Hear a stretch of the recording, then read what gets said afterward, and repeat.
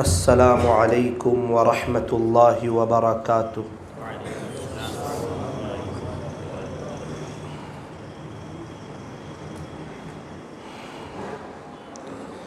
الحمد للہ رب العالمین حمدا کثیرا طیبا مبارکا فیہ کما یحب ویرضا۔ اشہد ان لا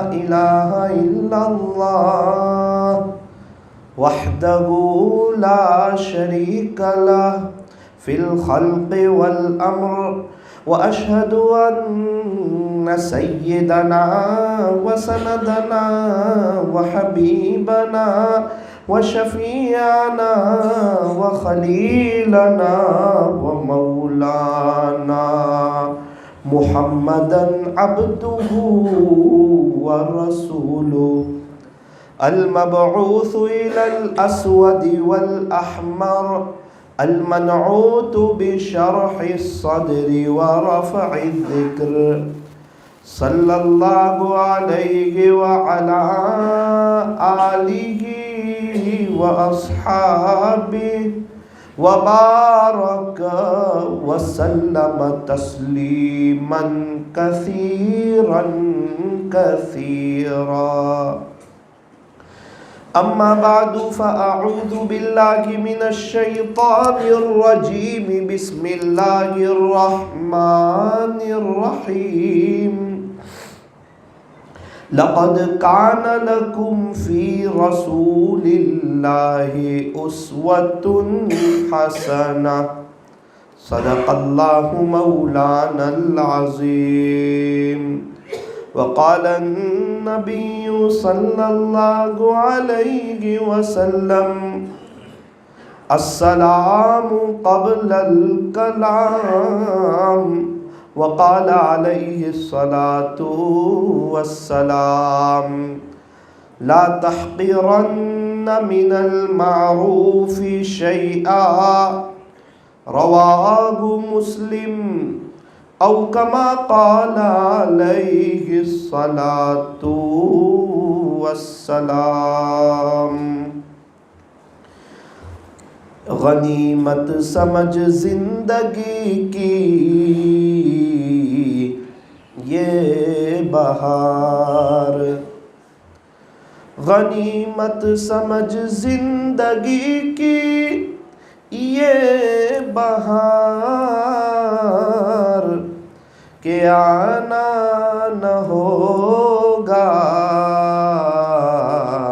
یہاں بار بار، کہ آنا نہ ہوگا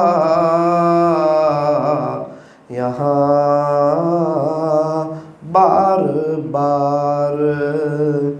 صبح ہوتی ہے شام ہوتی ہے، عمر یوں ہی تمام ہوتی ہے، زندگی ہو رہی ہے مثل برف کے کم، رفتہ رفتہ چپ کے دم بدم، رفتہ رفتہ چپ کے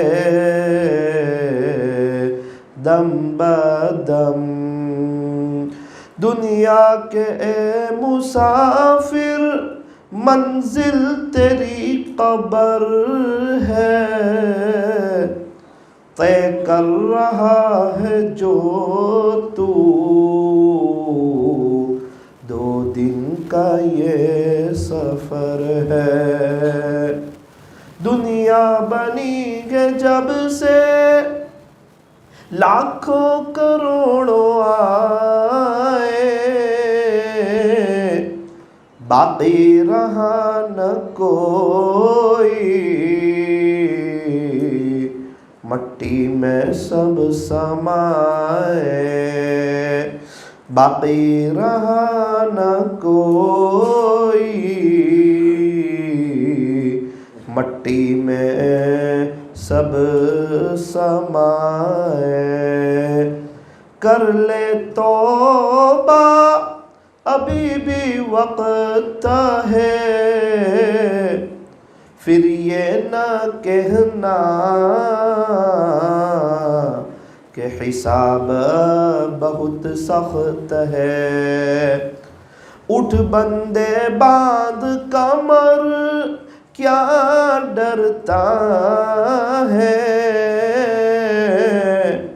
پھر آگے آگے دیکھ اللہ کیا کرتا ہے، پھر آگے آگے دیکھ اللہ کیا کرتا ہے۔ آگاہ اپنی موت سے کوئی بشر نہیں، سامان 100 برس کا پل کی خبر نہیں، سامان 100 برس کا پل کی خبر نہیں۔ موت سے کس کو رستگاری ہے، موت سے کس کو رستگاری ہے، آج وہ تو کل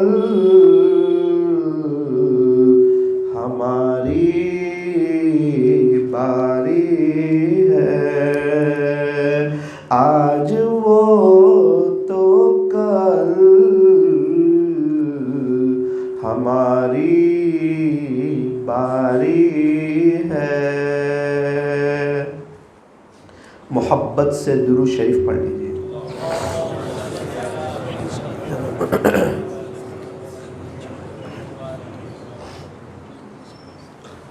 اللہ تبارک و تعالی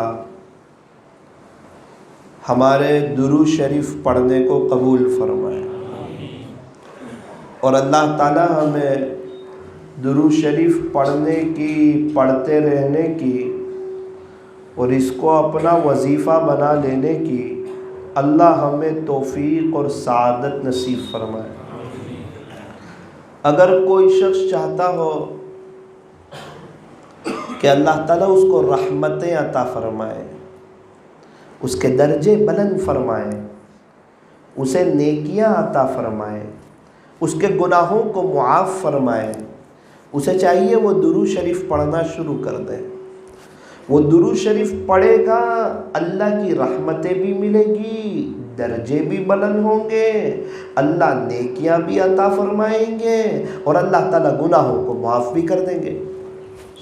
درود شریف بڑا زبردست عمل ہے، قیمتی عمل ہے، جامع عمل ہے، آخرت کو بنانے والا عمل ہے۔ بندہ جب تک درود شریف پڑھتا رہتا ہے، گناہوں سے بچا رہتا ہے، غیبت سے، جھوٹ سے، دھوکے سے، طعنے سے، غفلت سے انسان بچا رہتا ہے جب تک وہ درود شریف پڑھتا رہتا ہے۔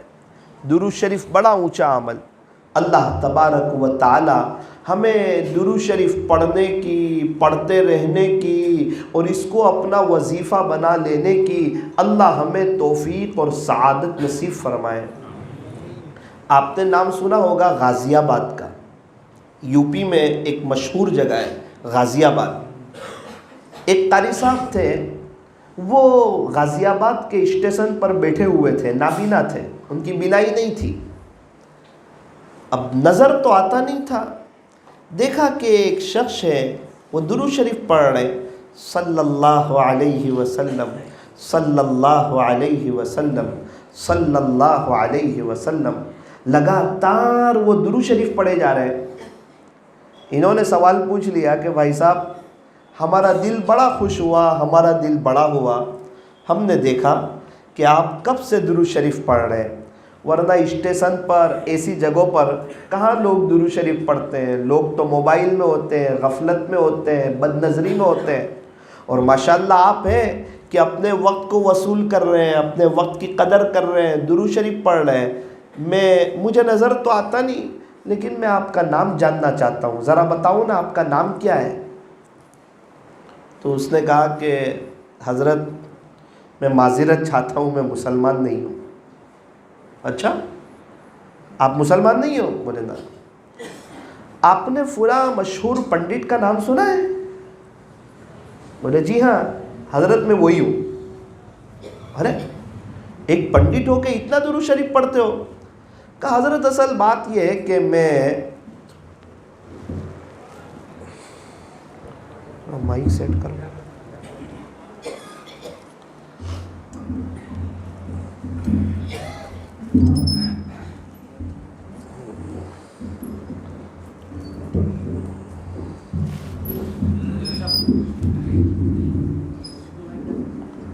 ہاں وہ بھی دے دو، مسجد کا مائک بھی دے دو۔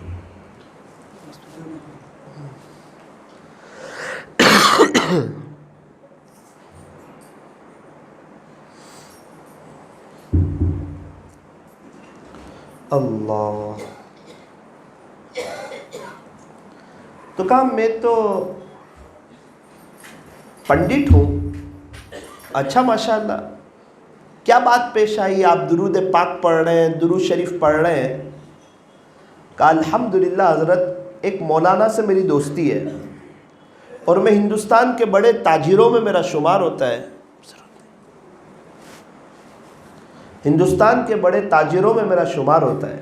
اچھا تو مجھے بہت بڑا گھاٹا ہو گیا، نقصان ہو گیا۔ تو مولانا نے کہا کیوں پریشان ہوتے ہو؟ ایک عمل بتاتا ہوں، آپ کر لو، بہت برکت ہو جائے گی۔ اب میں تو پیسے کا لالچی تھا، میں نے کہا حضرت عمل بتا دیجئے۔ انہوں نے کہا کہ صلی اللہ علیہ وسلم، صلی اللہ علیہ وسلم، صلی اللہ علیہ وسلم، یہ آپ پڑھتے رہیں تو انشاءاللہ آپ کو برکت ہو جائے گی۔ کہا بہت اچھا۔ کہا 1000 دفعہ پڑھنے کو کہا، میں نے پڑھنا شروع کیا، اتنی برکت ہوئی، اتنی برکت ہوئی کہ میں آپ کو بتا نہیں سکتا۔ اللہ اکبر۔ حضرت فرمانے لگے کہ ایک پنڈت جب درود شریف پڑھے تو اتنی برکت ہو جائے، تو کوئی عاشق رسول اگر پڑھے گا تو خدا اسے کیا نوازے گا، کتنا نوازے گا۔ اس لیے درود شریف جو ہے یہ بڑا جامع عمل ہے اور قیمتی عمل ہے اور زبردست عمل ہے۔ میں نے بہت خوشحال پایا ان لوگوں کو جن کی زبانیں ہر وقت درود شریف پڑھنے میں لگی رہتی ہے۔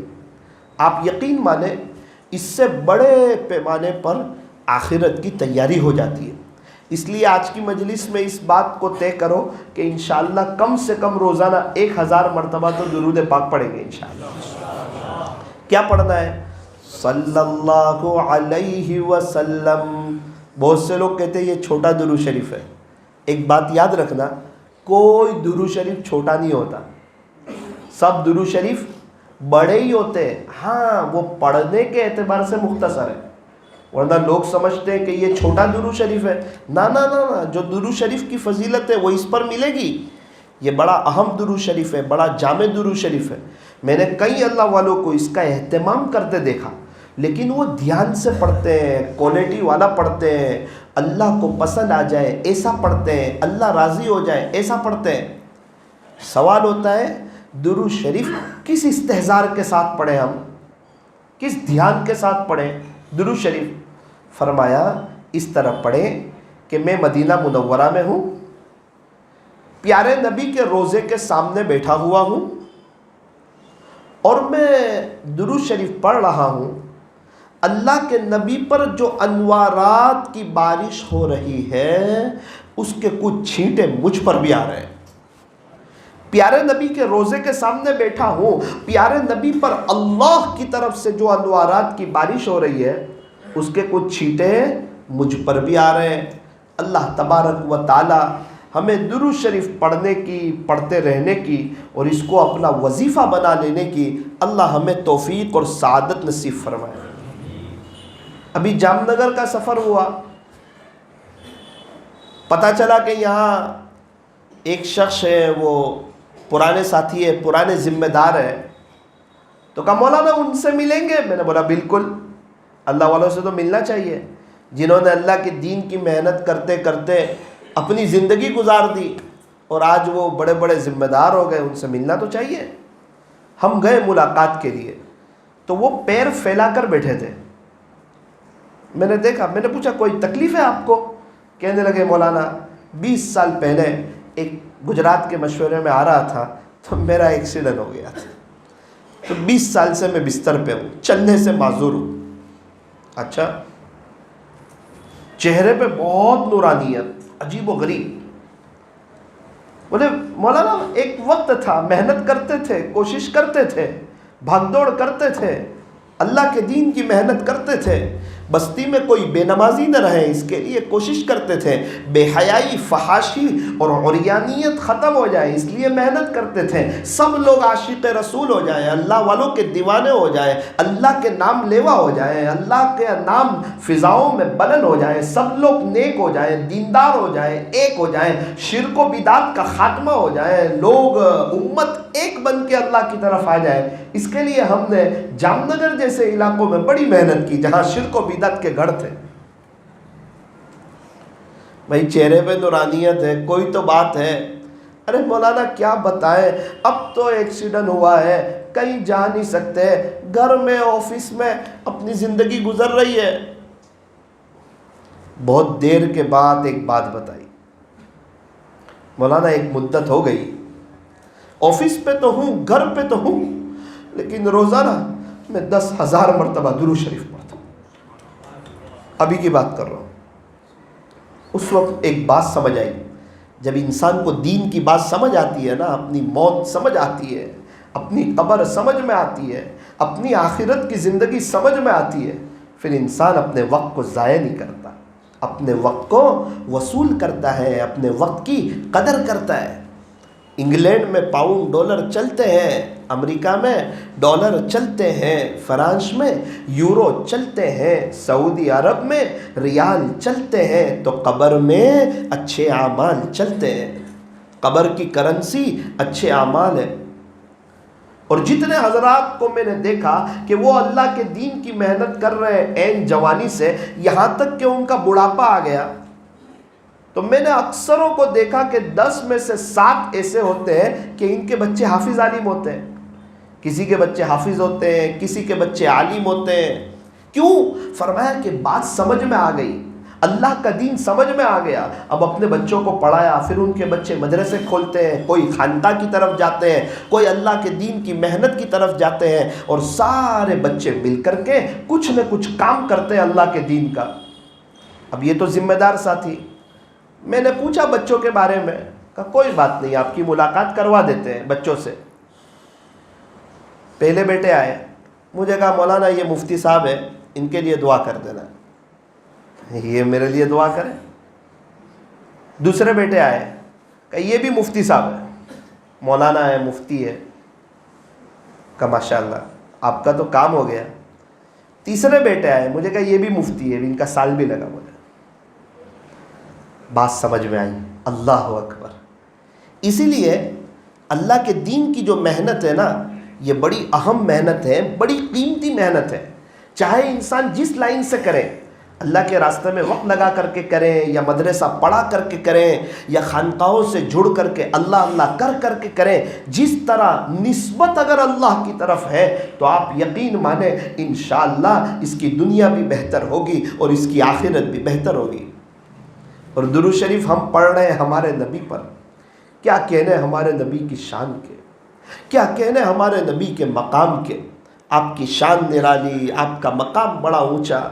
سیرت لکھنے والے سیرت لکھتے لکھتے تھک گئے، آپ کی شان میں بیان کرنے والے بیان کرتے کرتے تھک گئے، اخیر میں یہ کہنے پر مجبور ہو گئے بعد از خدا بزرگ توئی قصہ مختصر، کہ اللہ کے بعد اگر کسی کا مرتبہ ہے تو وہ تاجدار مدینہ حضرت محمد الرسول اللہ صلی اللہ علیہ وسلم کا مرتبہ ہے۔ آقا کی شان بڑی نرالی شان ہے۔ ہمارے نبی صلی اللہ علیہ وسلم کا نام فرمایا محمد، بڑا پیارا نام، بڑا قیمتی نام، بڑا نورانی نام، اتنا پیارا نام کہ یوں فرمایا جب تک کوئی دونوں ہونٹ کو ملائے گا نہیں اور چومے گا نہیں وہاں تک تو پیارے نبی کا نام ادا ہوگا بھی نہیں۔ جس کو بھی پیارے نبی کا نام لینا ہونا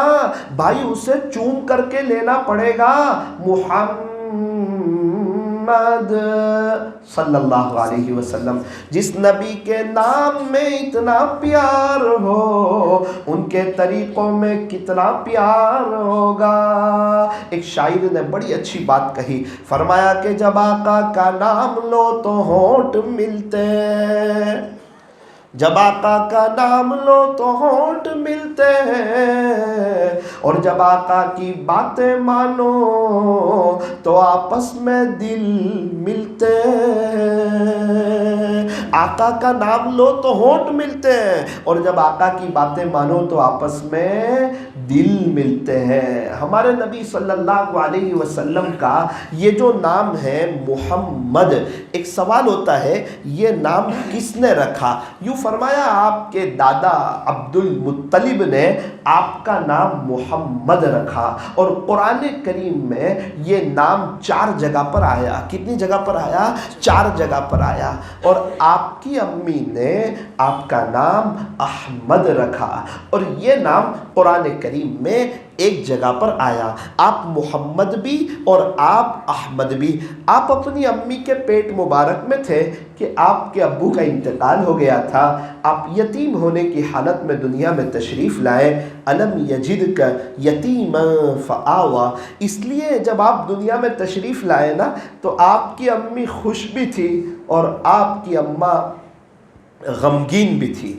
خوش کس بات پر تھی کہ بڑا خوبصورت بچہ، بڑا نورانی بچہ اور بڑا پیارا بچہ یہ دنیا میں آیا ہے۔ آپ جب اپنی امی کے پیٹ مبارک میں تھے اس وقت آپ کئی خواب دیکھتی تھی آپ کی اماں، کہ خلاصہ یہ ہے کہ یہ بچہ کوئی عام بچہ نہیں ہے، یہ بڑا زبردست بچہ ہے، بڑا نورانی بچہ ہے، بڑا پیارا بچہ ہے۔ آپ کی اماں عجیب و غریب خواب دیکھتی تھی۔ تو ایک تو آپ کی خوبصورتی، آپ کی رونق، آپ کو دیکھ کر ماں خوش ہو جاتی، اور جب بھی بچے کی پیدائش ہوتی ہے نا تو ماں کو اپنا شوہر یاد آتا ہے، کہ وہ چاہتی ہے کہ فوراً اس کے ابو اسے دیکھیں کہ ہمارا بیٹا کتنا خوبصورت ہے، کتنا پیارا ہے، اس کے لیے کچھ لائے، کچھ کھلونے لائے، کچھ گفٹ دیں، لوگوں کو کچھ مٹھائیاں تقسیم کریں۔ ماں کی ایک چاہت ہوتی ہے کہ دیکھیں اب پیارے نبی جیسے بچے ہو تو کیا کہہ رہے اللہ کے بعد جن کا مرتبہ ہے، اور کیسی خوش نصیبی بی بی آمنہ کی کہ اللہ تعالیٰ نے ان کو پسند فرمایا، اور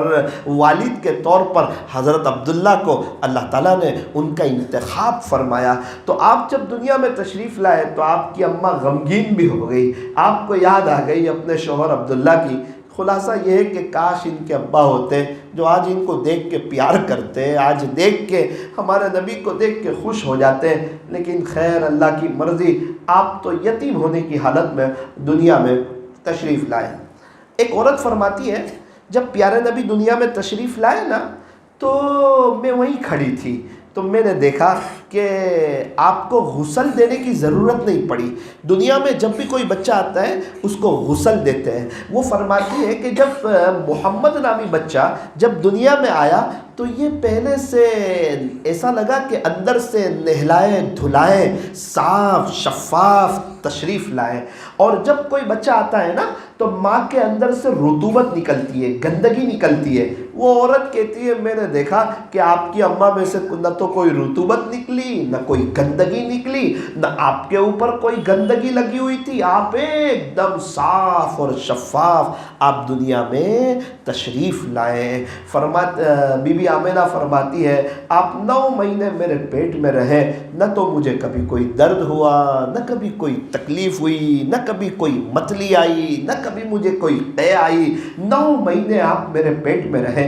جب بچہ ماں کے پیٹ میں ہوتا ہے نا، ماں کو زیادہ تکلیف ہوتی ہے، درد ہوتا ہے، اسی لیے تو ماں کے 3 درجے ہیں۔ بی بی آمنہ فرماتی ہے کہ یہ محمد نامی بچہ میرا بیٹا یہ میرے پیٹ میں رہا تو نہ مجھے کوئی درد ہوا، نہ مجھے کوئی تکلیف ہوئی، نہ مجھے کبھی متلی آئی، نہ مجھے کبھی قے آئی۔ اللہ اکبر کبیرہ۔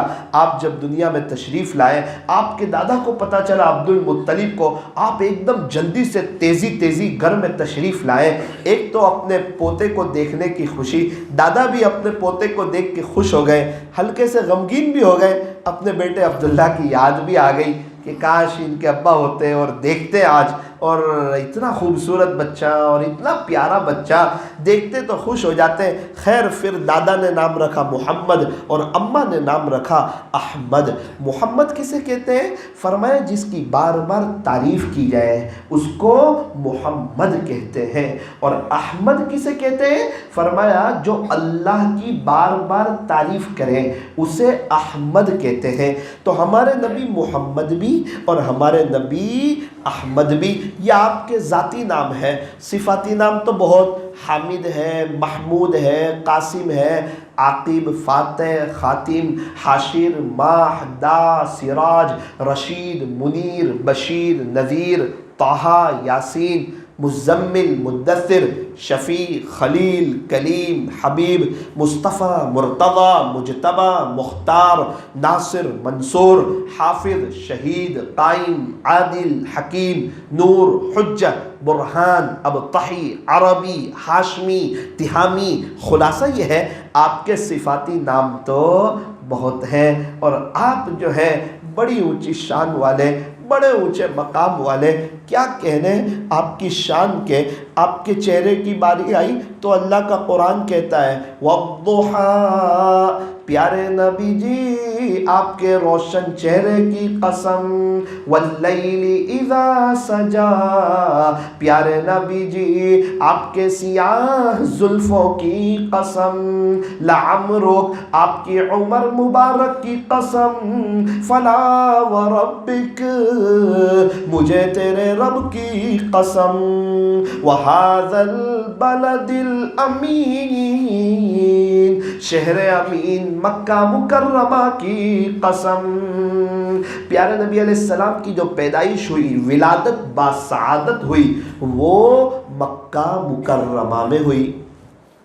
دنیا کے بہت سے شہر ہیں، ان شہروں میں اللہ تعالیٰ نے جس شہر کا انتخاب فرمایا، انتخاب لاجواب، وہ مکہ مکرمہ ہے۔ یہ بڑی عظمتوں والا شہر ہے مکہ مکرمہ۔ ارے حج یہیں کیا جاتا ہے، عمرہ یہیں کیا جاتا ہے، طواف پوری دنیا میں ایک ہی جگہ پر ہوتا ہے اور وہ ہے مکہ مکرمہ۔ اور یوں فرمایا حدود حرم میں 1 ریال صدقہ کرو، 1 لاکھ ریال صدقہ کرنے کا ثواب، 1 طواف کرو، 1 لاکھ طواف کرنے کا ثواب، 1 نماز پڑھو، 1 لاکھ نمازیں پڑھنے کا ثواب۔ اللہ اکبر، اللہ کا گھر فرمایا مکہ میں۔ ارے دنیا میں جو زمین کی ابتدا ہوئی وہ مکہ مکرمہ سے ہوئی، اس لیے فرمایا کہ بیت اللہ شریف ایک دم وسط میں ہے، بیچ میں ہے، درمیان میں ہے، وہ پوری دنیا کا سینٹر ہے۔ اللہ اکبر کبیرہ۔ تو اس شہر کی بھی اللہ تعالیٰ نے قسم کھائی، وَهَذَا الْبَلَدِ الْأَمِينِ، کہ شہر امین مکہ مکرمہ کی قسم۔ اچھا جو قرآن اترنا نازل ہوا نا، قرآن شریف، وہ بھی مکہ میں، غار حرا مکہ مکرمہ میں ہے۔ آپ نے ہجرت کے موقع پر جو 3 رات قیام فرمایا تھا غار ثور میں، وہ غار ثور بھی مکہ میں۔ ابھی تو مینا بھی مکہ میں، عرفات، مزدلفہ یہ بھی مکہ مکرمہ میں۔ ملتزم کہاں ہے؟ فرمایا مکہ مکرمہ میں۔ مقام ابراہیم کہاں ہے؟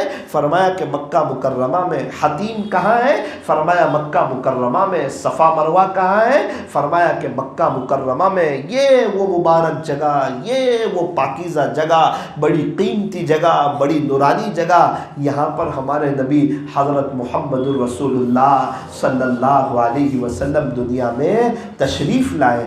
آپ کا بچپن بھی یہیں گزرا، آپ کی جوانی بھی یہیں پر گزری، 53 سال تک، 53 ایئرز تک آپ مکہ مکرمہ میں رہے۔ ہاں جب آپ کی پیدائش ہوئی نا، اس کے بعد 3 عورتوں نے آپ کو دودھ پلایا۔ کتنی عورتوں نے؟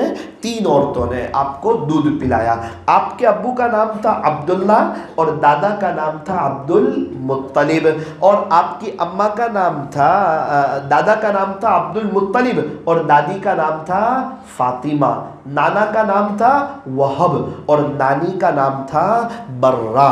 تو میرے عزیزو، آپ جب دنیا میں تشریف لائے، عربوں میں ایک ماحول تھا شہروں میں کہ اپنے بچوں کو اپنے گھر پر نہیں رکھتے تھے، دیہات میں بھیج دیتے تھے، گاؤں میں بھیج دیتے تھے۔ کیا وجہ ہے؟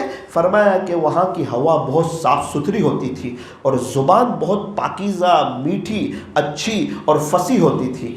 جب ہمارے نبی دنیا میں تشریف لائے، اس وقت طائف سے آگے 70 کلومیٹر کے قریب آگے ایک جگہ ہے جس کو قبیلہ بنو سعد کہتے ہیں۔ وہاں سے کچھ عورتیں آئی مکہ مکرمہ میں بچوں کو لینے کے لیے۔ اب جو بھی عورت مکہ میں آتی نا، وہ ہمارے نبی کے حسن کا تذکرہ سنتی کہ یہ ایک بچے ہیں جو بڑے خوبصورت ہیں اور کیا کہنے ان کے، تو وہ ان کو دیکھنے کے لیے آتی، اور دیکھنے کے لیے آتی تو نیت بھی کر لیتی کہ اس بچے کو، اس پیارے بچے کو تو میں لے جاؤں گی۔ لیکن جیسے ہی وہ سنتی کہ یہ بچہ تو وہ ہے کہ یتیم ہے، ان کے ابو کا انتقال ہو چکا ہے، ان کے ابو اللہ کو پیارے ہو چکے ہیں، تو وہ ان کو لے جانے کا ارادہ منسوخ کر دیتی کہ اب میں اس بچے کو نہیں لے جاؤں گی، کیونکہ میں تو اس لیے آئی ہوں کہ مالدار گھر کا بچہ ہو، ابو کے پاس کچھ اچھا خاصا پیسہ ہو تو ہر مہینے دودھ پلانے کے کچھ پیسے مجھے دے، تو ہم دیہات میں رہتے ہیں تو ہمارے گھر خرچہ بھی چلے، ہم تو اس لیے آئے ہیں، اور ان کے تو ابو نہیں ہے، اس بچے کو لے جا کر نعوذ باللہ ہم کیا کریں گے۔ ساری عورتیں آتی، دیکھ کے چلی جاتی۔ دائی حلیمہ آئی، اس نے بھی دیکھا ہمارے نبی کو کہ بڑے خوبصورت ہیں، بڑے زبردست ہیں، لے جانے کا ارادہ کیا، لیکن جب پتہ چلا کہ آپ کے تو ابو نہیں ہیں تو دائی حلیمہ بھی آگے چلی گئی۔ لیکن اللہ کی شان، دائی حلیمہ جہاں بھی جاتی پتہ چلتا کہ وہ قبیلہ بنو سعد کی جو عورتیں آئی تھی نا، وہ تو بچے لے کر کے چلی گئی۔ پتہ چلا بھائی 12 گھر میں بچے ہیں، 14 گھر میں مثال کے طور پر سارے بچے چلے گئے، اب کوئی بھی بچہ بچا نہیں ہے سوائے محمد کے صلی اللہ علیہ وسلم۔ اپنے شوہر سے مشورہ کرنے لگی ہم کیا کریں، تو شوہر نے کہا کہ میں تو پہلے ہی کہتا ہوں یہ بڑا بابرکت بچہ لگتا ہے، بڑا پیارا بچہ لگتا ہے، اسے ہم اپنے ساتھ لے جاتے ہیں۔ دائی حلیمہ نے کہا میرے دل میں بھی یہی بات آ رہی ہے، شوہر کہتا ہے میرے دل میں بھی یہی بات آ رہی ہے۔ دوبارہ آتے ہیں، یہ منظر دیکھ کر بھی آپ کی اماں کا دل ٹوٹ رہا تھا کہ آج میرے بچے کو کیوں کوئی نہیں لے رہا ہے، کیونکہ ان کے ابو نہیں ہے، آپ یتیم ہونے کی حالت میں دنیا میں تشریف لائے ہیں۔ یہ اس کی وجہ سے بھی ہلکا سا دل دکھ رہا تھا، دل ٹوٹ رہا تھا، لیکن خواب ایسے دیکھ لیے تھے کہ پتا تھا کہ یہ بچہ کوئی عام بچہ نہیں ہے، یہ بڑی شان والا بڑا نرالا بچہ ہے۔ اللہ اکبر کبیرہ۔ دائی حلیمہ دوبارہ آئی، بچے کو گود میں لیا، پیار کیا، اکرام کیا، احترام کیا، بڑی ادب سے پیش آئی اور اسے اپنے ساتھ لے جانے کی خواہش ظاہر کی۔ اب اماں اپنے بچے سے بڑی خوش تھی، شوہر کا تو انتقال ہو گیا تھا، بچے سے دل بہل رہا تھا، لیکن چونکہ وہاں کا ایک چاہتی تھی کہ میرے بچے کو صاف ہوا ملے اور اچھی زبان سیکھ سکیں، لہٰذا پیارے نبی کو محمد نامی بچے کو دائی حلیمہ کے ساتھ بڑی محبتوں کے ساتھ، دل دکھنے کے ساتھ اپنے بچے کو روانہ کر دیا۔ او اللہ اکبر کبیرہ، کس طرح اپنے بچے کو روانہ کیا ہوگا وہ اللہ ہی بہتر جانتا ہے۔ اب جب یہ حضرات سفر شروع ہوا تو جو اونٹنی وغیرہ تھی نا جس پر یہ لوگ سواری کر کے آئے تھے وہ بہت کمزور تھی، بہت لاغر تھی، بہت پتلی دبلی تھی، وہ کوئی خاص سواری کے قابل اونٹنی نہیں تھی۔ جب قافلے والے نکلے تھے تو یہ اونٹنی سب سے پیچھے رہ جاتی تھی، باقی سب لوگ کہتے بھی تھے دائی حلیمہ یہ تیری سواری کیسی ہے، سب سے پیچھے رہ جاتی ہے۔ اب سب کو بچے مل گئے، دائی حلیمہ کو کوئی بچہ نہیں ملا، تو یہ سب لوگ تو واپس چلے گئے، ریٹرن چلے گئے کہ دائی حلیمہ تو اپنے اعتبار سے آنا، ہم لوگ جاتے ہیں۔ اللہ اکبر کبیرہ، پیارے نبی کا سوار ہونا اس اونٹنی پر، اور اونٹنی کا تیز ہونا اور چست چاقو چوبند ہو جانا، اور اس کا تیزی سے چلنا اور تھنوں کا دودھ سے بھر جانا، وہ دونوں میاں بیوی تو بہت خوش ہو گئے۔ دائی حلیمہ آپ کی عظمت کو سلام، آپ کی رفعتوں کو سلام، آپ کے مقدر کو سلام۔ کیا مقدر لے آئی کہ اللہ کے بعد جن کا مرتبہ ہے وہ دائی حلیمہ کے مقدر میں آئے۔ اب وہ پیارے نبی کو اپنے پاس رکھنا، ان کو دیکھنا، ان کی زیارت کرنا، ان کی خدمت کرنا، ان کا اکرام کرنا، ان کا احترام کرنا، انہیں اپنے گھر لے جانا، اپنی سواری پر سوار کرنا، اپنے ہاتھوں انہیں تیار کرنا، یہ ساری قسمتیں دائی حلیمہ کے مقدر میں آئی۔ اللہ اکبر کبیرہ۔ اب جو ہے دائی حلیمہ لے جانے لگی تو سواری تو تیز چلنے لگی نا، وہ قافلے والوں سے جا ملے، قافلے والے دیکھ رہے ہیں کہ دائی حلیمہ کی سواری تو ایک دم دبلی پتلی تھی اور یہ تو دکھنے میں وہی لگ رہی ہے اور بڑی تیزی کے ساتھ جا رہی ہے، یہاں تک کہ سواری قافلے والوں سے آگے جانے لگی۔ تو عورتوں نے کہا دائی حلیمہ، اے حلیمہ ایسا لگتا ہے تو نے مکہ مکرمہ سے سواری چینج کر لی ہے، اسی لیے تیری سواری تیز ہو گئی۔ دائی حلیمہ نے کہا او میری سہیلیوں، سواری چینج نہیں ہوئی ہے، سوار چینج ہوا ہے۔ سواری چینج نہیں ہوئی ہے بلکہ یہ سوار چینج ہوا ہے۔ اللہ اکبر کبیرہ۔ اب تو تقریباً آپ 4 سال میں واقعے کو مختصر کرتے ہوئے عرض کروں، 4 سال آپ قبیلہ بنو سعد میں رہے۔ یہ بڑی خوبصورت جگہ ہے، بڑی نورانی جگہ ہے، بڑی پر رونق جگہ ہے، عجیب و غریب جگہ ہے۔ الحمدللہ اللہ تعالیٰ نے مجھے وہاں جانے کا موقع دیا۔ ایک عجیب و غریب نظارہ، اللہ تعالیٰ آپ کو کبھی مکہ مکرمہ لے جائے، آپ قبیلہ بنو سعد ضرور جائیں۔ طائف سے آگے یہ ایک جگہ پڑتی ہے اور ریٹرن میں آپ احرام پہن کر آئے، عمرہ کریں۔ اگر آپ ریٹرن سے طائف سے ہوتے ہوئے بغیر احرام کے آ گئے، آپ کو دم دینا پڑے گا، آپ کو دم لگے گا۔ اگر آپ طائف جا رہے ہیں ریٹرن میں آپ کو عمرہ کرنا ضروری ہے۔ ایک جگہ آتی ہے میقات، وہاں سے عمرہ کرنا ہوتا ہے۔ بہت سے ہمارے یہاں کے حجاج طائف جاتے ہیں کہ چلو ذرا دیکھ کے آئے، زیارت کر کے آئے، ریٹرن میں عمرہ کرتے نہیں ہیں۔ تو یہ سنیں کہ یہ بہت بڑے گناہ کی بات ہے، اللہ کو ناراض کرنے والی بات ہے۔ اگر کوئی طائف جائے، قبیلہ بنو سعد ضرور جائے۔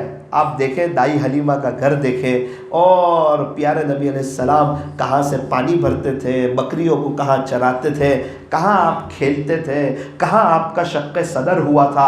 ذرا وہ چاروں طرف کا منظر اور چاروں طرف کا نظارہ، میں نے ایک بات بہت قریبی طور پر محسوس کی کہ پہاڑ ایک اللہ کی عجیب و غریب نعمت ہے۔ کیونکہ آپ دیکھیں قرآن اتر رہا ہے پہاڑ پر، ہمارا نبی 3 رات آرام فرما رہے غار ثور میں، وہ بھی پہاڑ پر۔ مکہ مکرمہ میں کئی واقعات پیش آ رہے ہیں، وہ بھی پہاڑ پر، اور پورا مکہ مکرمہ پہاڑی علاقہ، مدینہ منورہ پہاڑی علاقہ، راستہ پہاڑی علاقہ، طائف پہاڑی علاقہ، قبیلہ بنو سعد چاروں طرف پہاڑ، مدینہ منورہ پہاڑ، احد کا میدان ہے کہاں پر؟ فرمایا پہاڑ کے دامن میں۔ احد پہاڑ ہم سے محبت کرتا ہے اور ہم احد پہاڑ سے محبت کرتے ہیں۔ اللہ اکبر کبیرہ۔ ایک بے جان چیز ہے، وہ بھی پیارے نبی سے محبت کرتی ہے۔ اللہ کرے کہ ہمارے دل میں بھی پیارے نبی کی محبت بڑھ جائے اور ہم عاشق رسول ہو جائیں۔ مولانا صاحب کیسی بات کرتے ہو؟ کیا ہمارے دل میں پیارے نبی کی محبت نہیں ہے؟ کیا ہم لوگ عاشق رسول نہیں ہیں؟ کہاں محبت تو ہے، اتنی محبت تو ہر مسلمان کو ہے کہ کوئی ہمارے نبی کے خلاف بولے تو ہم برداشت نہیں کر سکتے، اتنی محبت تو ہے۔ اللہ کرے اتنی محبت بھی ہو جائے کہ ہمارا چہرہ، ہمارا لباس، ہمارا انداز، ہمارا کردار ہم خود بھی سنت کے خلاف کریں تو ہمیں برداشت ہو نہیں کہ میں اور سنت کے خلاف میرے گھر سے سنتوں کے جنازے نکلے۔ نبی کے گھرانے کی عورتیں پردہ کرتی تھی، کائنات کی سب سے خوبصورت ترین عورتیں، یہ پیارے نبی کے گھرانے کی عورتیں، یہ سب پردے کا اہتمام کرتی تھی۔ فرمایا سب سے بہترین عورت کون سی؟ فرمایا جو نہ کسی مرد کو دیکھے اور نہ کوئی مرد اسے دیکھ سکے۔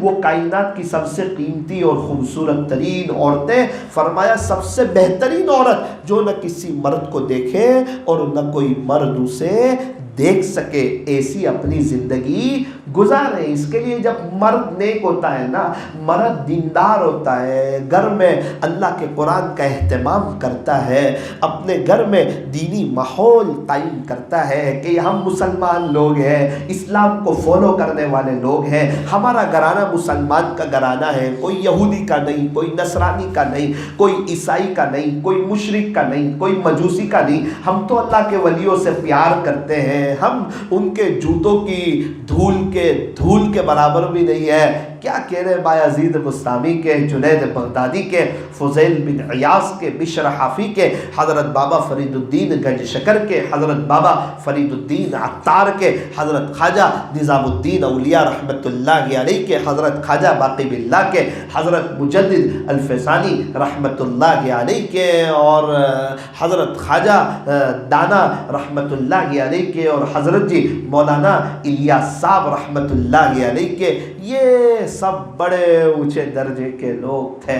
انہیں خدا نے یہ مقام اس لیے دیا کہ یہ لوگ عاشق رسول تھے، سنتوں پہ چلتے تھے، تہجد کا اہتمام کرتے تھے، اللہ کے نبی کی سنتوں کے دیوانے تھے۔ اللہ اکبر، کیسے دیوانے تھے، کیسے! میں پڑھ کے تعجب میں رہتا ہوں۔ حضرت خواجہ معین الدین چشتی اجمیری رحمت اللہ علیہ، آپ سلطان الہند کے لقب سے نوازے گئے، آپ کا امت پر بہت بڑا احسان ہے، آپ کو بھلایا نہیں جا سکتا۔ آپ کے صدقے طفیل میں اللہ تبارک و تعالی ہم تمام لوگوں کی مغفرت فرمائے۔ یہ بڑے اونچے لوگ تھے، ان کو اتنا اونچا مقام کیسے ملا؟ فرمایا ان کے اندر دو باتیں بطور خاص تھی، یہ سنتوں پر چلتے، درود شریف پڑھتے۔ نمبر دو، امت کا غم ان کے سینے میں بسا ہوا تھا، امت کا غم، امت کا درد، امت کی کڑان، امت کی فکر۔ اسی لیے یہ اپنا ملک چھوڑ کے آ گئے۔ ہندوستان میں اس لیے نہیں آئے کہ یہاں یہ کچھ کما لے یا کچھ کاروبار کر لے، یہ حضرات اس لیے آئے کہ ہندوستان میں اللہ کا دین زندہ ہو جائے، سب لوگ ایک ہو جائیں، مل جل کر کے رہنے لگے، اسلام سب کو سمجھ میں آنے لگے، اسلام کی حقانیت کا سب کو پتہ چلنے لگے۔ آپ دیکھیں نا، حضرت خواجہ باقی باللہ رحمت اللہ علیہ کہاں سے آ رہے ہیں؟ سمرقند سے آ رہے ہیں، اور یہاں آتے ہیں دہلی میں، اور حضرت مجدد الفسانی رحمت اللہ علیہ آپ سے بیعت ہوتے ہیں۔ آپ حضرت خواجہ نظام الدین اولیاء رحمت اللہ علیہ کی سیرت اٹھائیں، ہمارے سورت کے آپ حضرت خواجہ دانا صاحب رحمت اللہ علیہ کی آپ سیرت اٹھائیں، آپ یہ ان لوگوں کو دیکھیں، ان کے دل میں امت کا غم تھا، یہ سب لوگوں کو ایک بناتے تھے، جوڑتے تھے، اور سب اللہ کے ہو جائیں اس کی کوشش کرتے تھے۔ یہ توڑ کی بات نہیں کرتے تھے، یہ جوڑ کی بات کرتے تھے، یہ ملانے کی بات کرتے تھے، اور جو اللہ کے دین سے دور ہو اسے قریب کرتے تھے، اللہ کا پیغام سمجھاتے تھے، اللہ سے لینے والا انہیں بناتے تھے، اللہ اللہ کرنا ان کو سکھاتے تھے۔ تو یہ بڑے اونچے درجے کے لوگ ہیں۔ اللہ تبارک و تعالی ہمیں ان حضرات کی قدردانی کی توفیق عطا فرمائے، اور اللہ والوں کے نقش قدم پر اللہ تبارک و تعالی ہمیں چلنے کی توفیق عطا فرمائے۔ نگاہ ولی میں وہ تاثیر دیکھی، بدلتی ہزاروں کی تقدیر دیکھی۔ اللہ والے کون؟ فرمایا الذین اذا رؤوا ذکر اللہ وہ لوگ جنہیں دیکھو تو اللہ یاد آئے، کسی کو دیکھ کے جوتے کی دکان یاد آتی ہے، کسی کو دیکھ کے کپڑے کی دکان یاد آتی ہے، کسی کو دیکھ کے موبائل کی دکان یاد آتی ہے، کسی کو دیکھ کے مسئلے مسائل یاد آتے ہیں، کسی کو دیکھ کے دوائیاں یاد آتی ہے۔ اس دنیا میں کچھ خوش نصیب لوگ ایسے بھی ہیں کہ انہیں دیکھ کے اللہ کی یاد آتی ہے۔ کیا خوش نصیب لوگ ہیں، کتنا اونچا مقام ہوگا خدا کے دربار میں۔ ایک شخص کا انتقال ہوا، کسی نے خواب میں دیکھا، پوچھا کیا گزری آپ کے ساتھ؟ کہنے لگے اللہ نے مجھے معاف کر دیا۔ ارے کون سی ادا پسند آئی؟ کہا میں سیدھا سادہ انسان تھا، اتنی بات تھی کہ مجھے حضرت بایزید بستامی رحمۃ اللہ علیہ سے بڑی محبت تھی، میں نمازیں پڑھتا تھا اور میں سنتوں کا اہتمام بھی کرتا تھا، اور میں نے نام سن رکھا تھا حضرت خواجہ بایزید بستامی رحمۃ اللہ علیہ کا۔ اپنے دوست کے ساتھ کھڑا تھا، میرے دوست نے کہا ذرا پیچھے تو دیکھو، تو میں نے دیکھا، مجھے کہا آپ کہتے تھے نا وہ بایزید بستامی کون ہے، بایزید بستامی کون ہے؟ یہ وہی بزرگ ہیں، یہ بایزید بستامی رحمۃ اللہ علیہ جا رہے ہیں۔ تو میں نے بڑی محبت سے ان کو نظر بھر کر کے دیکھا کہ ایک اللہ کے عاشق کی میں زیارت کر رہا ہوں۔ اللہ اکبر کبیرہ۔ اللہ نے فرمایا تو نے میرے محبوب بایزید کو محبت کی نظر سے دیکھا تھا، آج ہم بھی آپ کو محبت کی نظر سے دیکھتے ہیں، اور اسی ادا پر اللہ تعالیٰ نے ہماری مغفرت فرما دی۔ ہاں، اللہ کے عاشقوں سے اللہ تبارک و تعالیٰ کو بڑا پیار ہے۔ تو یہ حضرات کے اندر جو دوسری بات تھی نا، وہ امت کا درد تھا، امت کی فکر تھی، امت کی کوڑن تھی، اور یہ آ کر محنت کرتے تھے، ایک ایک کے پاس جاتے، انہیں سمجھاتے، انہیں اللہ سے جوڑتے، انہیں مسجد سے جوڑتے، انہیں وضو بتاتے، انہیں غسل کا طریقہ سکھاتے، ان کے نام اگر صحیح نہیں ہوتے ان کے نام کو درست کرتے، پھر یہ لوگ آ کے ان سے بیعت ہوتے، اور بیعت ہو کر کے شریعت اور سنت کے مطابق اپنی زندگیاں گزارتے تھے۔ اس طرح یہ اللہ والوں نے ایک بہت بڑا کام کیا، امت کی فکر۔ حضرت خواجہ صاحب بنگال جا رہے ہیں، اللہ اکبر، بنگال 7 لاکھ ہندو مسلمان ہو رہے ہیں، اور 70 لاکھ مسلمانوں نے آپ کے ہاتھ پر بیعت توبہ کی ہے۔ آپ گھر پہ آتے ہیں بڑے خوشحال۔ ماں نے پوچھا بیٹا معین الدین، میں دیکھ رہی ہوں کہ آپ بڑے خوشحال نظر آتے ہو، کیا بات ہے؟ ساری داستان سنائی، بنگال کے سفر کی ساری رودات سنائی۔ ماں نے کیا کہا کہ بیٹا معین الدین، اس میں تیرا کوئی کمال نہیں ہے، اس میں تیری ماں کا کمال ہے۔ کہنے لگے امی جی آپ کا کمال کیسے ہے، میں جاننا چاہتا ہوں۔ فرمایا کہ بیٹا معین الدین، جب تو چھوٹا تھا نا، تیری ماں نے تجھے کبھی بھی بغیر وضو کے دودھ نہیں پلایا تھا، یہ اس کی برکت ہے۔ اب مجھے بتاؤ، جو ماں وضو کے ساتھ دودھ پلائے اور جو ماں سیریل دیکھتی دیکھتی دودھ پلائے، دونوں کے بچوں کی تربیت میں تو فرق ہوگا نا۔ ایک ماں وضو کے ساتھ دودھ پلا رہی ہے تو بچے خواجہ صاحب جیسے ہو رہے ہیں، حضرت بابا فرید الدین گنشکر رحمۃ اللہ علیہ جیسے ہو رہے ہیں، اور ایک ماں موبائل کے ساتھ، واٹس ایپ کے ساتھ، یوٹیوب کے ساتھ، سیریل کے ساتھ اپنے بچوں کو دودھ پلا رہی ہے، تو کیسے اثرات اندر جائیں گے۔ بہت سے لوگ کہتے ہیں کہ ماں کی گود جو ہے نا یہ پہلا مدرسہ ہے۔ نا نا نا نا نا، ماں کی گود نہیں، ماں کا پیٹ یہ پہلا مدرسہ ہے، گود دوسرا مدرسہ ہے۔ کئی اللہ والے دنیا میں آئے ولی بن کے آئے، وجہ کیا ہے؟ جب پیٹ میں تھے اماں قرآن کی تلاوت بہت کرتی تھی۔ ابھی ہمارے یہاں ایک شخص نے عجیب داستان سنایا کہ جب میری بیوی پیٹ سے تھی، حمل سے تھی، حاملہ تھی، میری بیوی نے 9 مہینے میں 49 مرتبہ قرآن شریف ختم کیا، 49 مرتبہ قرآن شریف ختم کیا۔ کیسے لوگ ہیں، اور اس کو کہتے ہیں عاشق رسول، اس کو کہتے ہیں عشق۔ ایک بڑا طبقہ ہے وہ تو صرف دعوے کو سمجھ رہا ہے کہ ہم عاشق رسول ہیں۔ نا نا بھائی، ایسی بات نہیں ہے۔ خدا کے دربار میں عمل چلتا ہے، عمل سے انسان کی پہچان ہوتی ہے، زندگی عمل سے بنتی ہے۔ خواجہ صاحب عمل والے، ان کے مریدین عمل والے، سب تہجد والے، اللہ کے نبی کی سنتوں پر مر مٹنے والے، اور اللہ کے دیوانے، اللہ سے مانگنے والے، اللہ کو منوانے والے، اللہ سے صلح کرنے والے، اور بستی میں اور معاشرے میں اور پورے علاقے میں کیسے اللہ کا دین زندہ ہو جائے، ہم کیا کر سکتے ہیں، کیا محنت کر سکتے ہیں، کیا کوشش کر سکتے ہیں۔ وہ حضرات ایک ایک کے پاس جاتے، ایک ایک سے ملاقات کرتے، بستی میں منت سماجت کرتے اور انہیں اللہ سے جوڑنے کی کوشش کرتے۔ ہم بھی یہی کہتے ہیں کہ ان اللہ والوں کی نقل اتاری جائے، کیونکہ ہم ان کی جوتی کے دھول کے برابر بھی نہیں ہے۔ ہم کیا کریں؟ فرمایا کہ معاشرے میں امن و امان قائم ہو جائے، اور ایک بھائی چارگی قائم ہو جائے، اور ایک محبتیں قائم ہو جائے، کوئی اختلاف نہیں، کوئی لڑائی جھگڑا نہیں، کوئی ایک دوسرے سے لڑنے والا نہیں، آپس میں محبتوں والا ماحول۔ المسلم اخو المسلم، کہ مسلمان تو مسلمان کا بھائی ہے، سب مل جل کر کے ایک محنت کریں کہ چلو ایک محنت کرتے ہیں کہ پورے ڈھولکا میں کوئی بے نمازی نہ رہے، ایک ایک کے پاس جائیں، ملاقاتوں میں جائیں، منت سماجت کریں، رات کو تہجد میں اٹھ کر کے اپنے اللہ کے سامنے روئیں، آنسو بہائیں، تب جا کے ماحول بنتا ہے۔ ایسے ہی کوئی ماحول بن جاتا ہے کیا؟ سارے مسائل کا آسان حل، بستر اٹھا اور اللہ کے راستے میں چل۔ جب بندہ محنت کرتا، کوشش کرتا، قربانی دیتا ہے، تب جا کے اس کے اندر ایک درد پیدا ہوتا ہے۔ الحمدللہ ہمارا راجستھان جانا ہوا تھا، چومو جانا ہوا، الحمدللہ ہمارا یہاں جانا ہوا کچھ بوجھ کے علاقے میں۔ اللہ تبارک و تعالیٰ نے اپنے فضل سے ماحول بنایا۔ حالانکہ ہم 17 ساتھی اللہ کے راستے میں گئے، 8 ساتھی پہلی مرتبہ جا رہے چلے میں، اللہ اکبر کبیرہ، گھر سے نکل رہے، ایک طرف بیوی رو رہی ہے، ایک طرف بچے رو رہے ہیں، اور دوسری طرف آنکھیں آنسو بہا رہی ہے کہ ہم تو صرف 40 دن کیا قربانی دے رہے ہیں، کیا قربانی۔ یہ اللہ والے پوری زندگیوں کے لیے آ گئے، پورے ملکوں کو چھوڑ دیا اور ہندوستان کو اپنا ملک بنایا، اور یہاں جا کے محنت کی، کوشش کی، قربانی دی۔ میں نے خود ایک عجیب و غریب ایک منظر دیکھا، ایک نظارہ دیکھا۔ جب میں چلے میں جا رہا تھا، میرا چھوٹا سا بچہ رونے لگا، کہنے لگا ابو آپ کہاں جا رہے ہو؟ اس کو دیکھ کے میرا بھی دل ٹوٹ گیا، 5-6 سال کا، اس تو رونے لگا۔